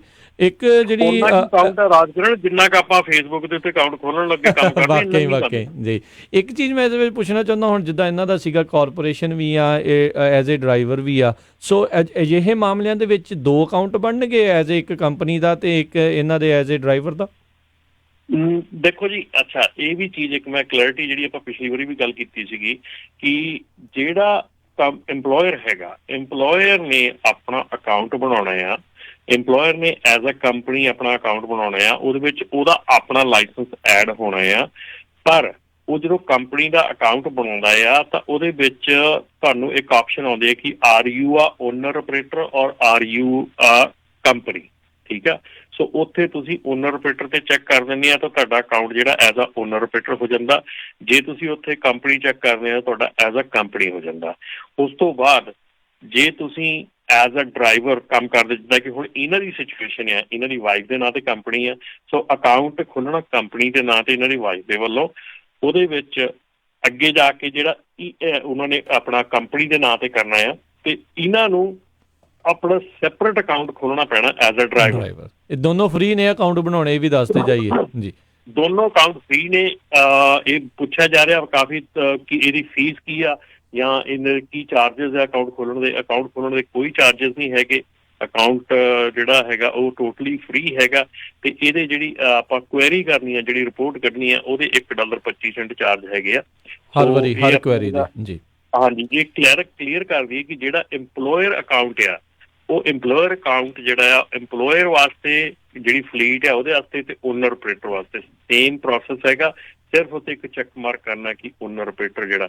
ਤੇ ਇਹਦੇ ਵਿੱਚ ਇੱਕ ਹੋਰ ਵੀ ਗੱਲ ਤੁਹਾਨੂੰ ਕਲੀਅਰ ਕਰਦੇ ਆ ਹਰ ਇੱਕ ਨੂੰ ਕਿ ਜਿਹੜਾ ਕੰਪਨੀ ਦਾ ਅਕਾਊਂਟ ਖੋਲ੍ਹਣਾ ਹੈਗਾ, ਕੰਪਨੀ ਦੇ ਅਕਾਊਂਟ ਦੇ ਵਿੱਚ ਤੁਹਾਨੂੰ ਜਿਹੜਾ ਥਰਡ ਪਾਰਟੀ ਹੈਗੀ ਹੈ, ਜਿੱਥੇ ਤੁਸੀਂ ਡਰੱਗ ਟੈਸਟ ਕਰਦੇ ਆ ਜਾਂ ਜਿਹੜੀ ਕੰਪਨੀ ਤੁਹਾਡਾ ਡਰੱਗ ਟੈਸਟ ਕਰਦੀ ਆ, ਉਹਨੂੰ ਤੁਹਾਨੂੰ ਕੰਪਨੀ ਨੂੰ ਅਸਾਈਨ ਕਰਨਾ ਪੈਣਾ ਉਹਦੇ ਵਿੱਚ, ਉਹਨੂੰ ਕੰਪਨੀ ਨੂੰ, ਤਾਂ ਹੀ ਉਹ ਕੰਪਨੀ ਕੋਲ ਤੁਸੀਂ ਡਰੱਗ ਟੈਸਟ ਹੁਣ ਜਾ ਸਕਦੇ ਆ।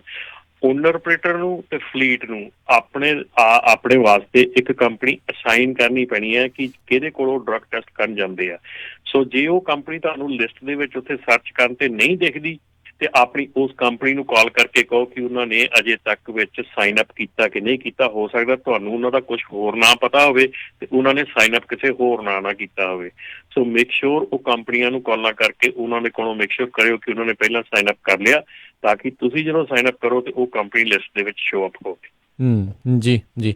ਇੱਥੇ ਇੱਕ ਆਪਾਂ ਛੋਟੀ ਜਿਹੀ ਬ੍ਰੇਕ ਲੈਂਦੇ ਹਾਂ, ਬ੍ਰੇਕ ਤੋਂ ਬਾਅਦ ਮੁੜ ਕੇ ਫਿਰ ਵਾਪਸ ਹਾਜ਼ਰ ਹੁੰਦੇ ਆ। ਤੇ ਜਿਹੜੇ ਸਰੋਤੇ ਹੋਲਡ ਤੇ ਆ ਇੱਦਾਂ ਹੀ ਹੋਲਡ ਤੇ ਬਣੇ ਰਹੋ। ਤੇ ਇਹ ਜਾਣ ਤੋਂ ਪਹਿਲਾਂ ਇਹਦੇ ਨਾਲ ਹੀ ਜੇ ਸੰਬੰਧਿਤ ਗੱਲ, ਜਿਹੜੇ ਕੈਨੇਡੀਅਨ ਟਰੱਕਰਸ ਇੱਥੇ ਆਉਂਦੇ ਨੇ ਜਾਂ ਇੱਥੇ ਦੀ ਕੰਪਨੀਆਂ ਵਾਸਤੇ ਕੰਮ ਕਰਦੇ, ਉਹਨਾਂ ਨੇ ਵੀ ਅਕਾਊਂਟ ਬਣਾਉਣੇ ਆ ਇਹ ਵਾਲੇ?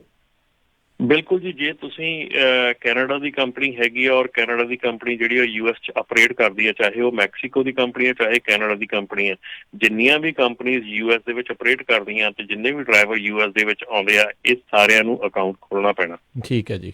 ਕਲੀਅਰਿੰਗ ਹਾਊਸ ਦਾ ਜਿਹੜਾ FMCSA ਦੇ ਅਧੀਨ ਹੈਗਾ ਡਰੱਗ ਐਂਡ ਕਲੀਅਰਿੰਗ ਹਾਊਸ ਦਾ, ਉਹ ਅਕਾਊਂਟ ਖੋਲ੍ਹ ਲਿਓ ਜ਼ਰੂਰ। ਤੇ ਉਹਦਾ ਲਿੰਕ ਵੀ ਜਿਹੜਾ ਆਪਾਂ ਪਾਇਆ ਹੋਇਆ ਹੈ, YouTube ਵੀਡੀਓ ਵੀ ਜਿਹੜੀ ਉਸ ਦੇ ਵਿੱਚ ਪਾਈ ਆ ਵੀ ਕਿੱਦਾਂ ਅਕਾਊਂਟ ਬਣਾਉਣਾ। ਤੇ ਇੱਕ ਛੋਟੀ ਜਿਹੀ ਬ੍ਰੇਕ ਤੋਂ ਬਾਅਦ ਮਿਲਦੇ ਹਾਂ। ਤੇ ਤੁਸੀਂ ਵੀ ਸਰੋਤੇ ਜੇ ਸਵਾਲ ਪੁੱਛਣਾ ਚਾਹੁੰਦੇ ਹੋ, ਨੰਬਰ 408 272 5200।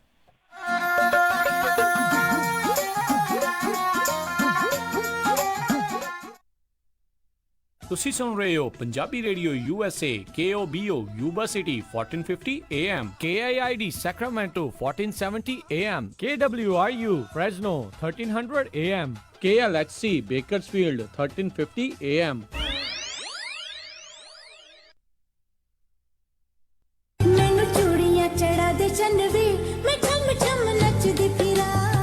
ਗਹਿਣੇ ਤਾਂ ਜੀ ਮੈਂ ਸਿਰਫ ਨੂਰ ਮਹਿਲ ਜਿਊਲਰ ਯੂਬਾ ਸਿਟੀ ਵਾਲਿਆਂ ਤੋਂ ਬਣਵਾਉਣੇ ਆ। ਨੂਰ ਮਹਿਲ ਜਿਊਲਰਸ ਯੂਬਾ ਸਿਟੀ ਵਾਲੇ ਹੁਣ ਖੁੱਲ ਚੁੱਕੇ ਹਨ ਸੈਕਰਾਮੈਂਟੋ ਵਿੱਚ ਵੀ। ਸੋਹਣੇ ਲੇਟੈਸਟ ਨਵੇਂ ਡਿਜ਼ਾਈਨ ਦੇ ਗਹਿਣੇ 1990 ਤੋਂ ਗਹਿਣਿਆਂ ਦੇ ਨਾਲ ਸਜਾ ਰਹੇ ਨੇ ਲੋਕਾਂ ਨੂੰ ਅਤੇ ਇਹਨਾਂ ਦੇ ਨਾਮ ਵਿੱਚ ਸ਼ਿਓਰਿਟੀ ਆ। ਹਰ ਤਰ੍ਹਾਂ ਦੇ ਖੂਬਸੂਰਤ 22, 23, 24 ਕੈਰਟ ਦੇ ਸੋਨੇ ਚਾਂਦੀ ਅਤੇ ਹੀਰੇ ਦੇ ਗਹਿਣੇ ਖਰੀਦ ਸਕਦੇ ਹੋ। ਭਾਵੇਂ ਸੋਨੇ ਚਾਂਦੀ ਦੇ ਸਿੱਕੇ ਖਰੀਦੋ ਜਾਂ ਫਿਰ ਬਣਵਾਓ ਕਸਟਮ ਡਿਜ਼ਾਈਨ ਦੇ ਖੂਬਸੂਰਤ ਗਹਿਣੇ। ਰਾਸ਼ੀ ਨਗ ਵਾਲੀਆਂ ਮੁੰਦਰੀਆਂ ਵੀ ਖਰੀਦ ਸਕਦੇ ਹੋ। ਨੂਰ ਮਹਿਲ ਜਿਊਲਰ ਤੁਹਾਡੀ ਸੇਵਾ ਦੇ ਵਿੱਚ ਹਾਜ਼ਰ ਨੇ। ਪੁਰਾਣੇ ਗਹਿਣੇ ਵੇਚ ਸਕਦੇ ਹੋ ਅਤੇ ਖੁੱਲੇ ਰਹਿੰਦੇ ਹਨ ਸਵੇਰੇ 10:30 ਵਜੇ ਤੋਂ ਸ਼ਾਮੀ 7 ਵਜੇ ਤੱਕ। ਵਧੇਰੇ ਜਾਣਕਾਰੀ ਲਈ ਗੱਲ ਕਰ ਸਕਦੇ ਹੋ 916 692 8121 9166928121। Noor Mahal jewellers Sacramento 2840 Del Paso Road suite 200 Sacramento. ਅਤੇ ਯਾਦ ਰੱਖੋ Chaman Lal Noor Mahal jewellers Yuba City ਵਾਲਿਆਂ ਨੂੰ।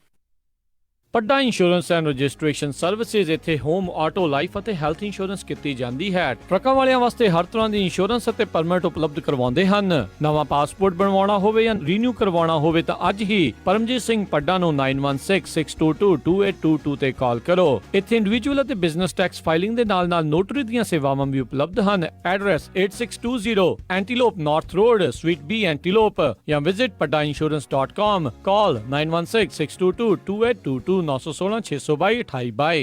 Smile and shine dental practice of doctor Sidhu, ਜੋ ਹਰ ਤਰ੍ਹਾਂ ਦੇ PPO ਇੰਸ਼ੋਰੈਂਸਿਸ ਅਤੇ ਡੈਂਟੀਕੈਲ ਅਸੈਪਟ ਕਰਦੇ ਨੇ ਤੇ ਡਾਕਟਰ ਸਿੱਧੂ ਪੰਜਾਬੀ, ਹਿੰਦੀ ਦੇ ਵਿੱਚ ਵੀ ਗੱਲ ਕਰਦੇ ਨੇ। ਤਾਂ ਇੱਥੇ ਆਓ ਤੇ ਆਪਣੇ ਲੋਕਲ ਡਾਕਟਰ ਨੂੰ ਸਪੋਰਟ ਕਰੋ। ਵਿਜ਼ਿਟ ਕਰੋ smile and shine, 729 Sunrise Avenue, suite 200, Roseville. Call 9169537975 ਜਾਂ 9169537976।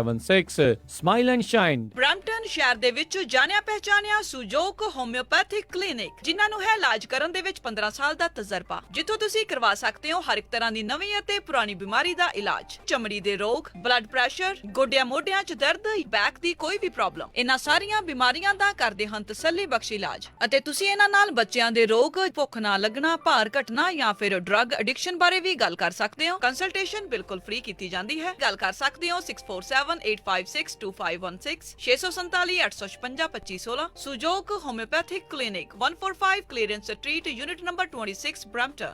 ਇਸ ਮੌਕੇ ਓਬਾਮਾ ਕੇਅਰ ਕਵਰਡ ਕੈਲੀਫੋਰਨੀਆ ਦੀਆਂ ਰੀਨਿਊਅਲਸ ਅਤੇ ਨਵੀਆਂ ਐਪਲੀਕੇਸ਼ਨਸ ਦਾ ਸਮਾਂ ਆ ਚੁੱਕਾ ਹੈ। ਇਸ ਸਾਲ ਹੈਲਥ ਇੰਸ਼ੋਰੈਂਸ ਕਵਰਡ ਕੈਲੀਫੋਰਨੀਆ ਨਾ ਲੈਣ ਦੇ ਉੱਤੇ ਸਟੇਟ ਆਫ ਕੈਲੀਫੋਰਨੀਆ ਦੇ ਦੁਆਰਾ ਪਰ ਪਰਸਨ ਦੇ ਹਿਸਾਬ ਦੇ ਨਾਲ ਭਾਰੀ ਜੁਰਮਾਨਾ ਲਾਇਆ ਜਾਵੇਗਾ। ਇਸ ਜੁਰਮਾਨੇ ਤੋਂ ਬਚਣ ਦੇ ਲਈ ਹੈਲਥ ਇੰਸ਼ੋਰੈਂਸ ਲੈਣ ਦੇ ਲਈ ਅੱਜ ਹੀ ਸੰਪਰਕ ਕਰੋ ਖਾਲਸਾ ਇੰਸ਼ੋਰੈਂਸ ਏਜੰਸੀ, 408-272-2500। ਅਮਨ, ਆਪਾਂ ਸੈਕਰਾਮੈਂਟੋ ਵਿੱਚ ਮੂਵ ਤਾਂ ਹੋ ਗਏ ਆ, ਹੁਣ ਇੱਥੇ ਆਪਾਂ ਚੰਗਾ ਜਿਹਾ ਡਾਕਟਰ ਤੇ ਫੈਮਿਲੀ ਕਲੀਨਿਕ ਵੀ ਲੱਭ ਲਈਏ। ਤੁਸੀਂ ਫਿਕਰ ਹੀ ਛੱਡ ਦਿਓ ਜੀ। ਮੇਰੀ ਫਰੈਂਡ ਰਿਤੂ ਦੀ ਕਾਲ ਆਈ ਸੀ, ਉਹਨੇ ਮੈਨੂੰ ਨੰਬਰ ਦਿੱਤਾ ਹੈ ਤੱਖਰ ਅਰਜੈਂਟ ਕੇਅਰ ਅਤੇ ਫੈਮਿਲੀ ਮੈਡੀਸਨ ਵਾਲਿਆਂ ਦਾ। ਅੱਛਾ।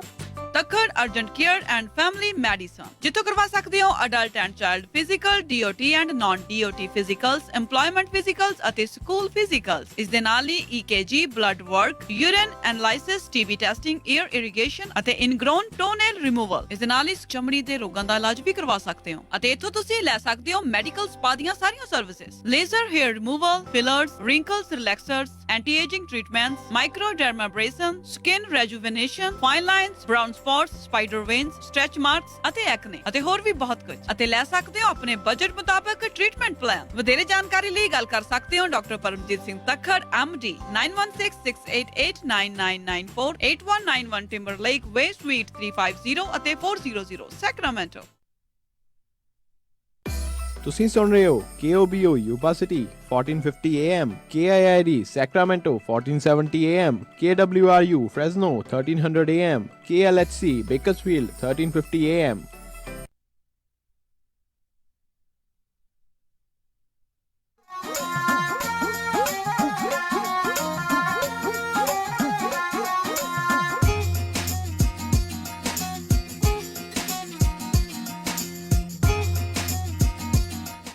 ਪੰਜਾਬੀ ਰੇਡੀਓ USA ਸੁਣ ਰਹੇ ਸਾਰੇ ਸਰੋਤਿਆਂ ਨੂੰ ਇੱਕ ਵਾਰੀ ਫੇਰ ਨਿੱਘੀ ਜੀ ਆਇਆਂ ਨੂੰ, ਸਭ ਦਾ ਸਵਾਗਤ ਹੈ ਸਰੋਤੇ ਪ੍ਰੋਗਰਾਮ ਦੇ ਵਿੱਚ। ਪ੍ਰੋਗਰਾਮ ਚੱਲ ਰਿਹਾ ਜੀ update America trucking special. Harjot Singh ji, Raman ji, ਜੀ ਆਇਆਂ ਨੂੰ, ਸਵਾਗਤ ਹੈ। ਸਤਿ ਸ਼੍ਰੀ ਅਕਾਲ। ਸਤਿ ਸ਼੍ਰੀ ਅਕਾਲ, ਧੰਨਵਾਦ ਜੀ। ਤੇ ਆਪਾਂ ਜਿਹੜੇ ਅਗਲੇ ਕਾਲਰਸ ਉਹਨਾਂ ਦੇ ਨਾਲ ਜਿਹੜੀ ਗੱਲਬਾਤ ਕਰਾਂਗੇ। ਆਪਣੇ ਨਾਲ ਇੱਕ ਡਿਫਰੈਂਟ ਭਾਈਚਾਰੇ ਦੇ ਜਿਹੜੇ ਇਸਮਾਇਲ ਜਿਹੜੇ ਜੁੜੇ ਨੇ। He wants to ask a question. Ismail, go ahead, you are on air now. Yes, I want to know your opinion on this ruling from this judge, from a federal judge from San Diego. What the chances that they, that they're going to rule against California permanently against AB5? Okay. Yes, Raman. Okay, listen.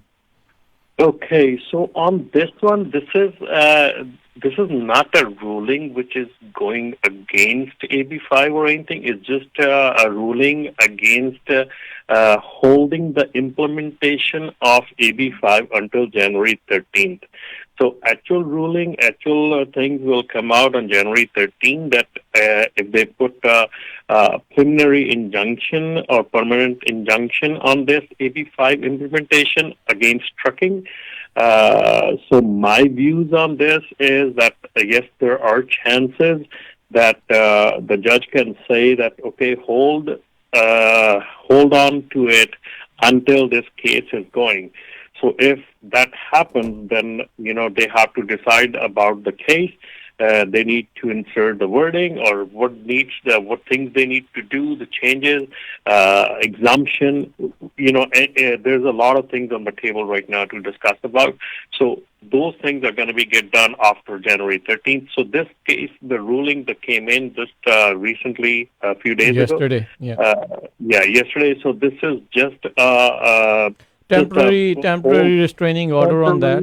So restraining order until January 30th. Okay. So the thing on that is as well that we'll see what the arguments going to be in favor and against it. And in any case, the drivers will still be under AB5s. It will only affect, even if the injunction happens, it will only affect those 70,000 independent owner-operators. Plus, California Attorney General, they have to fight it because, it's against him. The case is against the California the whole Attorney state. General. So basically, Yeah. it's going to be a really hard job for CTA to get an injunction, though. The only thing is the reason they gave is, and which is a valid reason, that according to Federal CTA. Aviation Act 1994, the prong B, trucker to trucker, or trucking business to trucking business, though that prong cannot be enforced by states. It's a federal law that they cannot be enforced by states. So that's a point of challenge. So let's see what the judge thinks and how fierce fight is given by the state. Yeah. Anyways, if injunction happens, the state will move ahead and go to a higher court as well. So let's see what's going to happen on that one. We have to wait until the 13th. Thank you for your question. Thank you for calling. Yeah. ਅਗਲੇ ਜਿਹੜੇ ਸਾਡੇ collar ਨੇ ਮਨੀ ਜੀ, ਸਤਿ ਸ਼੍ਰੀ ਅਕਾਲ ਜੀ, ਸਵਾਗਤ ਹੈ। Hello, Sat Sri ਅਕਾਲ ਜੀ ਤਿੰਨਾਂ ਭਰਾਵਾਂ ਨੂੰ। ਸਤਿ ਸ਼੍ਰੀ ਅਕਾਲ ਜੀ। ਹਾਂਜੀ, ਜਿਹੜਾ ਜੀ ਆਪਣੇ ਕਲੀਅਰਿੰਗ ਹਾਊਸ ਦਾ ਡਿਊਟੀ ਟੈਕਸ ਆਪਾਂ ਕਰਾਉਣੇ ਰਜਿਸਟਰ ਕਰਾਉਣੇ, ਇਹਦੇ ਵਾਸਤੇ ਆਪਣੇ ਇੱਕ ਪਰਸਨ ਪੈਨ ਹੁੰਦੀ ਹੈ ਜੀ, ਆਪਣੇ ਆਹ US ਜਿਹੜਾ ਆਪਣੇ ਡਿਊਟੀ ਨੰਬਰ ਹੈ ਇਹਦੇ ਕੋਲੋਂ ਮਿਲਦੀ ਹੁੰਦੀ ਹੈ ਜੀ। ਸ਼ਾਇਦ ਆਪਣੇ ਕਈ ਬੰਦੇ ਨੂੰ ਪਤਾ ਨਾ ਹੋਵੇ ਜੀ, ਇਹ ਸ਼ਾਇਦ ਇਹਨਾਂ ਦੋਆਂ ਕੋਲ ਹੋਊਗੀ। ਜਿਹੜਾ ਆਪਾਂ ਪਲੇਟਾਂ ਦੇ ਕੰਮ ਕਰਾਉਂਦੇ ਹਾਂ ਜੀ, ਇਹਨਾਂ ਕੋਲੇ ਹੁੰਦੀ ਹੈ, ਜਾਂ ਆਪਾਂ ਨੂੰ ਘਰੇ ਵੀ ਆਉਂਦੇ ਹੁੰਦਾ ਮੇਲ, ਇੱਕ ਲੈਟਰ ਆਉਂਦਾ, ਉਹ 'ਤੇ ਲਿਖਿਆ ਹੁੰਦਾ ਜੀ ਇਹ ਆਪਣੇ ਕੋਲੇ ਜ਼ਰੂਰੀ ਹੋਣਾ ਚਾਹੀਦਾ ਜਦੋਂ ਆਪਾਂ ਰਜਿਸਟਰ ਕਰਾਉਣਾ ਜੀ। ਇਹ ਆਪਣੇ ਆਹ ਜੀ ਇਹਦੇ ਬਾਰੇ ਦੱਸਣਾ ਤੁਹਾਨੂੰ ਜੀ, ਮਾੜੇ ਅਪਡੇਟ ਕਰਨੀ ਸੀ ਜੀ। ਜੀ ਥੈਂਕ ਯੂ ਜੀ, ਬੜੀ ਮਿਹਰਬਾਨੀ ਮਨੀ ਜੀ, ਥੈਂਕ ਯੂ। ਅਗਲੇ ਕਾਲਰ ਆਪਣੇ ਨਾਲ ਜੁੜੇ ਨੇ ਪਰਮਜੀਤ ਜੀ, ਸਤਿ ਸ਼੍ਰੀ ਅਕਾਲ ਜੀ। ਸਤਿ ਸ਼੍ਰੀ ਅਕਾਲ ਭਾਜੀ ਸਾਰਿਆਂ ਨੂੰ ਜੀ। ਸਤਿ ਸ਼੍ਰੀ ਅਕਾਲ ਜੀ। ਤੇ ਭਾਜੀ ਮੇਰਾ ਕੁਐਸਚਨ ਇਹ ਆ ਵੀ ਹੁਣ ਮੈਂ ਹੈ ਤਾਂ ਓਨਰ ਆਪਰੇਟਰ, ਪਰ ਮੈਂ ਕੰਪਨੀ ਦੀਆਂ ਪਲੇਟਾਂ ਯੂਜ਼ ਕਰਦਾ, ਉੱਥੇ ਮੈਂ ਕਿਸ ਅੰਡਰ ਜਾ ਕੇ ਰਜਿਸਟ੍ਰੇਸ਼ਨ ਕਰਾਊਂਗਾ ਡਰੱਗ ਕਲੀਅਰਿੰਗ ਹਾਊਸ ਦੇ ਵਿੱਚ? ਹਾਂਜੀ ਜੀ। ਕਲੀਅਰਿੰਗ ਹਾਊਸ ਦੇ ਵਿੱਚ ਤੁਸੀਂ ਕੰਪਨੀ ਦੇ ਤੌਰ ਤੇ, ਆਪਣੀ ਕੰਪਨੀ ਦੇ ਤੌਰ ਤੇ ਆਪਣੇ ਨਾਂ ਤੇ ਕਰਾਉਣੀ ਹੈ ਤਾਂ ਐਜ਼ ਆ ਓਨਰ ਆਪਰੇਟਰ ਕਹਿਣਾ ਹੈ। ਪਰ ਤੁਸੀਂ ਕੰਪਨੀ ਦੀਆਂ ਪਲੇਟਾਂ ਯੂਜ਼ ਕਰਦੇ ਆ, ਉਹਦੇ ਲਈ ਤੁਹਾਡਾ ਉਹ ਦੂਸਰਾ ਸਿਚੁਏਸ਼ਨ ਹੈਗੀ AB5 ਤੇ ਤੁਹਾਨੂੰ W2 ਵਾਲੀ ਹੈ। ਪਰ ਇੱਥੇ ਤੁਸੀਂ ਕਲੀਅਰਿੰਗ ਹਾਊਸ ਦੇ ਵਿੱਚ ਤੁਸੀਂ ਐਜ਼ ਆ ਕੰਪਨੀ ਜਾ ਕੇ ਓਨਰ ਆਪਰੇਟਰ ਕਹਿ ਕੇ ਕਰ ਸਕਦੇ ਨੇ। ਬਰਾਬਰ ਮੈਂ ਕੈਲੀਫੋਰਨੀਆ, ਮੈਂ ਵਾਸ਼ਿੰਗਟਨ ਸਟੇਟ ਤੋਂ ਹਾਂ, ਕਿਉਂਕਿ ਸਾਡੇ ਤੇ AB5 ਮੇਰਾ ਲਾਗੂ ਨਹੀਂ ਹੋਣਾ ਸਾਡੇ ਤੇ। ਅਜੇ ਨਹੀਂ, ਉੱਥੇ ਅਜੇ ਨਹੀਂ ਹੋਇਆ, ਪਰ ਉੱਥੇ ਚਰਚਾ ਚੱਲ ਰਹੀ ਆ, ਜਲਦੀ ਹੋ ਜਾਣਾ, ਕਿਉਂਕਿ ਉਹ ਵੀ ਵਾਸ਼ਿੰਗਟਨ ਤਾਂ ਇੱਕ ਹੋਰ ਸਟੇਟ ਸੀਗੀ, 3 ਸਟੇਟਾਂ ਕਰ ਰਹੀਆਂ। ਨਿਊ ਜਰਸੀ, ਵਾਸ਼ਿੰਗਟਨ ਦਾ ਜਿਹੜਾ ਆ ਆਪਣੀਆਂ ਵੋਟਾਂ ਜਿਹੜੀਆਂ ਆ, ਇਹਦੀ ਡਿਸੀਜਨ ਜਿਹੜਾ ਲਾਸਟ ਈਅਰ 'ਚ ਹੋ ਗਿਆ, ਤੇ ਜਿਹੜੀ ਉਹਨਾਂ ਦਾ ਜਦੋਂ ਹੁਣ ਸੈਸ਼ਨ ਸ਼ੁਰੂ ਹੋਣਾ ਹੈ ਤੇ ਉਦੋਂ ਉਹਨਾਂ ਦੀ ਵੋਟਿੰਗ ਉੱਥੇ ਵਾਸ਼ਿੰਗਟਨ 'ਚ ਪੈਣੀ ਹੈ। ਇਸ ਸਾਲ ਹੀ ਹੋਣਾ। ਹਾਂਜੀ, ਉਹਨਾਂ ਦਾ ਵੀ ਐਜ ਤੇ ਹੈਗਾ ਇਸ ਵੇਲੇ। ਪਰ ਐਨੀਵੇ ਤੁਸੀਂ ਆਪਣਾ ਐਜ਼ ਅ ਕੰਪਨੀ ਆਪਣਾ ਅਕਾਊਂਟ ਖੋਲੋ ਤੇ ਉਹਦੇ ਵਿੱਚ ਜਾ ਕੇ ਚੈੱਕ ਮਾਰਕ ਕਰਨਾ ਐਜ਼ ਅ ਓਨਰ ਆਪਰੇਟਰ। ਅਸੀਂ ਫੇਸਬੁੱਕ ਦੇ ਉੱਤੇ ਆਪਣੇ ਕਮੈਂਟਸ ਦੇ ਵਿੱਚ ਲਾਈਵ ਵੀਡੀਓ ਵੀ ਪਾਇਆ ਹੈ ਐਮਪਲੋਇਰ ਵਾਸਤੇ ਰਜਿਸਟ੍ਰੇਸ਼ਨ, ਉਹਨੂੰ ਇੱਕ ਵਾਰੀ ਦੇਖ ਕੇ ਫੋਲੋ ਕਰ ਜੀ। ਥੈਂਕ ਯੂ ਜੀ, ਮਿਹਰਬਾਨੀ ਜੀ। ਅਗਲੇ ਕਾਲਰ ਨੇ ਅਮਰਦੀਪ ਜੀ, ਸਤਿ ਸ਼੍ਰੀ ਅਕਾਲ ਜੀ। ਹਾਂਜੀ ਅਮਰਦੀਪ ਜੀ।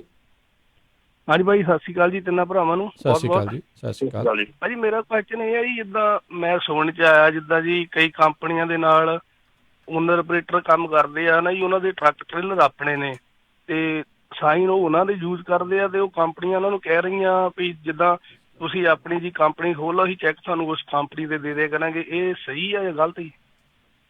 ਅਸੀਂ ਬਾਰ-ਬਾਰ ਇਹ ਚੀਜ਼ ਕਹਿ ਰਹੇ ਹਾਂ ਜੀ, ਬਾਰ-ਬਾਰ ਇਹ ਚੀਜ਼ ਨੂੰ ਕਹਿ ਰਹੇ ਹਾਂ, ਜੇ ਤੁਸੀਂ ਇੱਕੋ ਕੰਪਨੀ ਦੇ ਸਾਈਨ ਲੈ ਕੇ ਕੰਮ ਕਰਦੇ ਆ, ਡਜ਼ਨਟ ਮੈਟਰ ਤੁਸੀਂ ਕਾਰਪੋਰੇਸ਼ਨ ਨਾਲ ਖੋਲ ਲਿਆ, ਡਜ਼ਨਟ ਮੈਟਰ ਤੁਸੀਂ ਕੀ ਖੋਲ ਲਿਆ, ਅਕੋਰਡਿੰਗ ਟੂ AB5 ਅਜੇ ਤੱਕ ਸਿਰਫ ਇਹੋ ਹੀ ਆ ਕਿ ਜੇ ਤੁਸੀਂ ਕਿਸੇ ਕੰਪਨੀ ਦੇ ਸਾਈਨ ਲੈ ਕੇ ਕੰਮ ਕਰਦੇ ਆ, ਤੁਸੀਂ ਉਹਦੇ EMPLOYEE ਮੰਨੇ ਜਾਓਗੇ। ਸੋ ਇਹ ਅਸੀਂ ਬਹੁਤ ਵਾਰੀ ਇਹ ਚੀਜ਼ ਕਹਿ ਚੁੱਕੇ ਹਾਂ ਆਪਾਂ। ਔਰ ਜਿਹੜੀ ਕਿਉਂਕਿ ਤੁਸੀਂ ਇੱਕ ਕੰਪਨੀ ਦੇ ਕੰਟਰੋਲ ਦੇ ਵਿੱਚ ਹੈ, ਹੁਣ ਜੇ ਤੁਹਾਡੇ ਸਾਈਨ ਉੱਥੇ ਲੱਗੇ ਆ ਤੇ ਤੁਸੀਂ ਕਿਸੇ ਹੋਰ ਕੰਪਨੀ ਦਾ ਲੋਡ ਤੇ ਚੱਕ ਨਹੀਂ ਸਕਦੇ। ਸੋ ਇਸ ਕਰਕੇ ਤੁਸੀਂ ਉਹਨਾਂ ਦੇ ਕੰਟਰੋਲ ਦੇ ਵਿੱਚ ਹੈ। ਅਕੋਰਡਿੰਗ ਟੂ AB5 ਅੰਟਿਲ ਨਾਓ, ਅੱਜ ਦੀ ਤਰੀਕ ਤੱਕ AB5 ਇਹ ਕਹਿੰਦਾ ਆ ਕਿ ਤੁਸੀਂ ਉਸ ਕੰਪਨੀ ਦੇ EMPLOYEE ਮੰਨੇ ਜਾਓਗੇ। ਜੀ ਜੀ, ਥੈਂਕ ਯੂ ਜੀ। ਅਗਲੇ ਜਿਹੜੇ ਕਾਲਰ ਨੇ ਜਸਬੀਰ ਜੀ, ਸਤਿ ਸ਼੍ਰੀ ਅਕਾਲ ਜੀ। ਵੀਰ ਜੀ ਸਤਿ ਸ਼੍ਰੀ ਅਕਾਲ, ਸਾਰੇ ਭਰਾਵਾਂ ਨੂੰ ਸਤਿ ਸ਼੍ਰੀ ਅਕਾਲ। ਸਤਿ ਸ਼੍ਰੀ ਨਵੇਂ ਸਾਲ ਦੀਆਂ ਲੱਖ ਲੱਖ ਵਧਾਈਆਂ ਜੀ ਤੁਹਾਨੂੰ ਵੀ ਜੀ। ਵੀਰ ਜੀ ਮੈਂ ਪੁੱਛਣਾ ਸੀ ਕਿ ਜਿਵੇਂ ਮੈਂ ਓਨਰ ਆਪਰੇਟਰ ਆ ਤੇ ਮੇਰੀ ਕੰਪਨੀ ਤਾਂ 13 ਸਾਲ ਦੀ ਚੱਲਦੀ ਆ, ਤੇ ਵੀ ਜਿਵੇਂ ਹੁਣ ਮੈਂ ਆਪਣਾ ਇਸ ਸਾਲ ਨਵਾਂ ਆਪਣਾ ਹੀ ਚਲਾਉਣਾ ਸਿੱਧੇ ਆਪਣੇ ਲੋਡ ਚੱਕਾਂ ਚਾਹੁੰਦਾ, ਵੀ ਜੇ ਮੈਂ ਕਿਸੇ ਪਾਸੇ ਕੰਪਨੀਆਂ ਤੋਂ ਅੱਡੋ ਵੀ ਦੂਜੀਆਂ ਤੋਂ ਲਵਾਂ ਲੋਡ ਲਵਾਂ ਤੇ ਵੀ ਮੈਨੂੰ 1090 ਮਿਲੂਗਾ ਕਿ W2 ਮਿਲੂਗਾ? ਜੀ ਜੀ, ਇੱਕ ਤਾਂ ਉਹ ਇੱਕ ਤੋਂ ਵੱਧ ਕੰਪਨੀਆਂ ਦੇ ਨਾਲ ਕੰਮ ਕਰਦੇ ਆ ਉਦੋਂ ਤੁਹਾਨੂੰ 1099 ਇਸ਼ੂ ਹੋ ਸਕਦਾ ਆ, ਪਰ ਜੇ ਤੁਸੀਂ ਇੱਕੋ ਕੰਪਨੀ ਨਾਲ ਕੰਮ ਕਰਦੇ ਆ ਫਿਰ ਨਹੀਂ। ਤੇ ਵੀਰ ਜੀ ਇੱਕ ਤੁਹਾਡੇ ਹੋਰ ਪੁੱਛਣਾ ਵੀ ਜਿਵੇਂ ਮੇਰੀ ਡਰੱਗ ਟੈਸਟ ਦਾ ਮੇਰਾ ਆਪਣੀ ਮੇਰੀ ਓਨਰ ਤੇ ਆਪਣਾ ਹੀ ਕੰਮ ਅਕਾਊਂਟ ਚੱਲਦਾ ਵਾ ਮੇਰਾ, ਮੈਨੂੰ ਤਾਂ ਨਹੀਂ ਬਿਲਕੁਲ ਕਰਨਾ ਪੈਣਾ? ਤੁਹਾਨੂੰ ਬਣਾਉਣੀ ਪੈਣੀ ਆ, ਬਣਾਉਣਾ ਪੈਣਾ। ਕੰਪਨੀ ਦਾ EMPLOYER ਅਕਾਊਂਟ ਬਣਾਉਣਾ ਪੈਣਾ, ਉਹਦੇ ਵਿੱਚ ਓਨਰ ਆਪਰੇਟਰ ਕਹਿ ਕੇ ਤੇ ਉਹਨੂੰ ਸਾਈਨ ਅਪ ਕਰਨਾ ਪੈਣਾ। ਉਹ ਬਣਾਉਣਾ ਜ਼ਰੂਰ ਪੈਣਾ। ਪਹਿਲਾਂ ਤਾਂ ਸਾਈਨ ਅਪ ਨਹੀਂ, ਇਹ ਹੋਰ ਚੀਜ਼ ਹੈ, ਇਹ ਨਵੀਂ ਚੀਜ਼ ਜਿਹੜੀ ਆਈ ਆ। ਇਹ ਜਿਹੜਾ ਹੁਣ ਮੈਡੀਕਲ ਜਿਹੜੇ ਹੋਣੇ ਹੁੰਦੇ ਆ, ਉਹ ਚਾਹੇ ਜਦੋਂ ਜਿੰਨੇ ਚਿਰ ਬਾਅਦ ਵੀ ਜਿਹੜਾ ਹੋਣਾ ਆ, ਉਹ ਹੁਣ ਉੱਥੇ ਜਿਹੜਾ ਤੁਹਾਡਾ ਜਿਹੜੀ ਇਨਫੋਰਮੇਸ਼ਨ ਉੱਥੇ ਆਇਆ ਕਰਨੀ ਆ। ਸੋ ਮੈਂ ਰਾਜ ਨੂੰ ਥੋੜੀ ਸਿੰਪਲ ਕਰਦੇ ਆ ਜੀ। ਜਿਵੇਂ ELD ਆਈ ਆ ਜੀ, ELD ਦੇ ਵਿੱਚ ਕਾਨੂੰਨ ਆਵਰਸ ਆਫ ਸਰਵਿਸ ਦਾ ਕਾਨੂੰਨ ਨਹੀਂ ਬਦਲਿਆ, ਸਿਰਫ ਤੇ ਸਿਰਫ ਉਹਨੂੰ ਰਿਕਾਰਡਿੰਗ ਦਾ ਮੈਥਡ ਬਦਲ ਗਿਆ। ਉਹਨੂੰ ਰਿਕਾਰਡ ਕਰਨਾ ਪਹਿਲਾਂ ਪੇਪਰ ਤੇ ਹੁੰਦਾ ਸੀ, ਹੁਣ ਉਹ ਕੰਪਿਊਟਰ 'ਚ ਹੁੰਦਾ। ਠੀਕ ਆ, ਇਵੇਂ ਹੀ ਜਿਹੜਾ ਡਰੱਗ ਟੈਸਟ ਆ, ਉਹ ਪਹਿਲਾਂ ਜਿਹੜਾ ਸੀਗਾ ਡਰੱਗ ਟੈਸਟ ਹੁੰਦਾ ਸੀ, ਉਹ ਕੰਪਨੀਆਂ ਪਰਚਾ ਦਿੰਦੀਆਂ ਸੀ, ਉਹ ਪਰਚਾ ਫਾਈਲ ਕਰਦੀਆਂ ਸੀ, ਉਹ ਪੇਪਰ ਤੇ ਸਾਰਾ ਕੰਮ ਹੁੰਦਾ।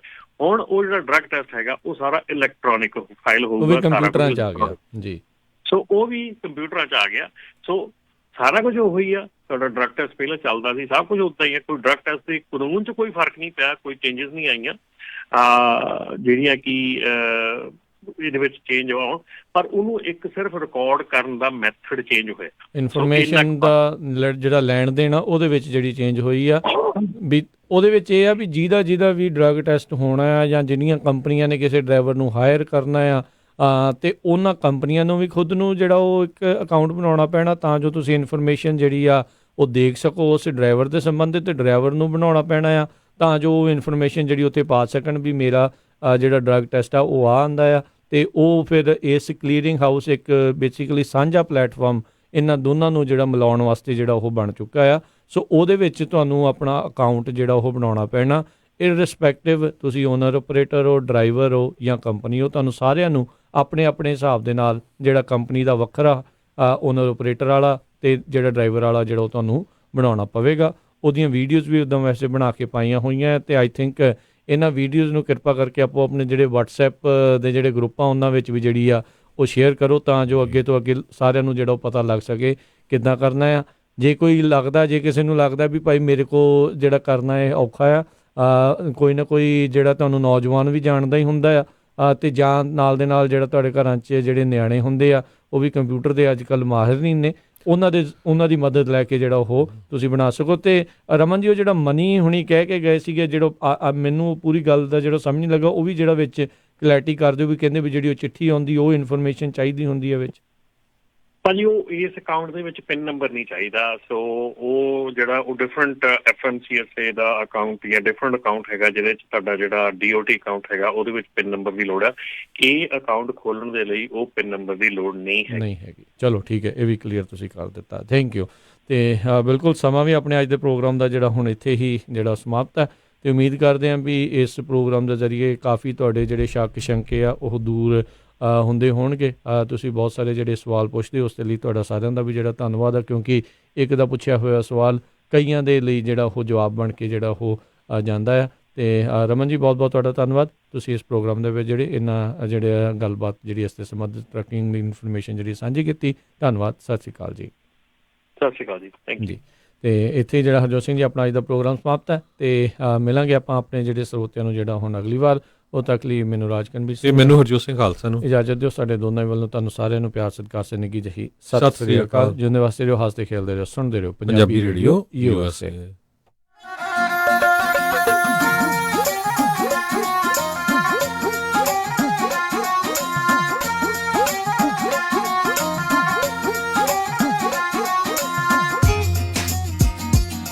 ਤੁਸੀਂ ਸੁਣ ਰਹੇ ਹੋ Punjabi radio USA KOBO Yuba City 1450 AM KIID Sacramento 1470 AM KWRU Fresno 1300 AM KLHC Bakersfield 1350 AM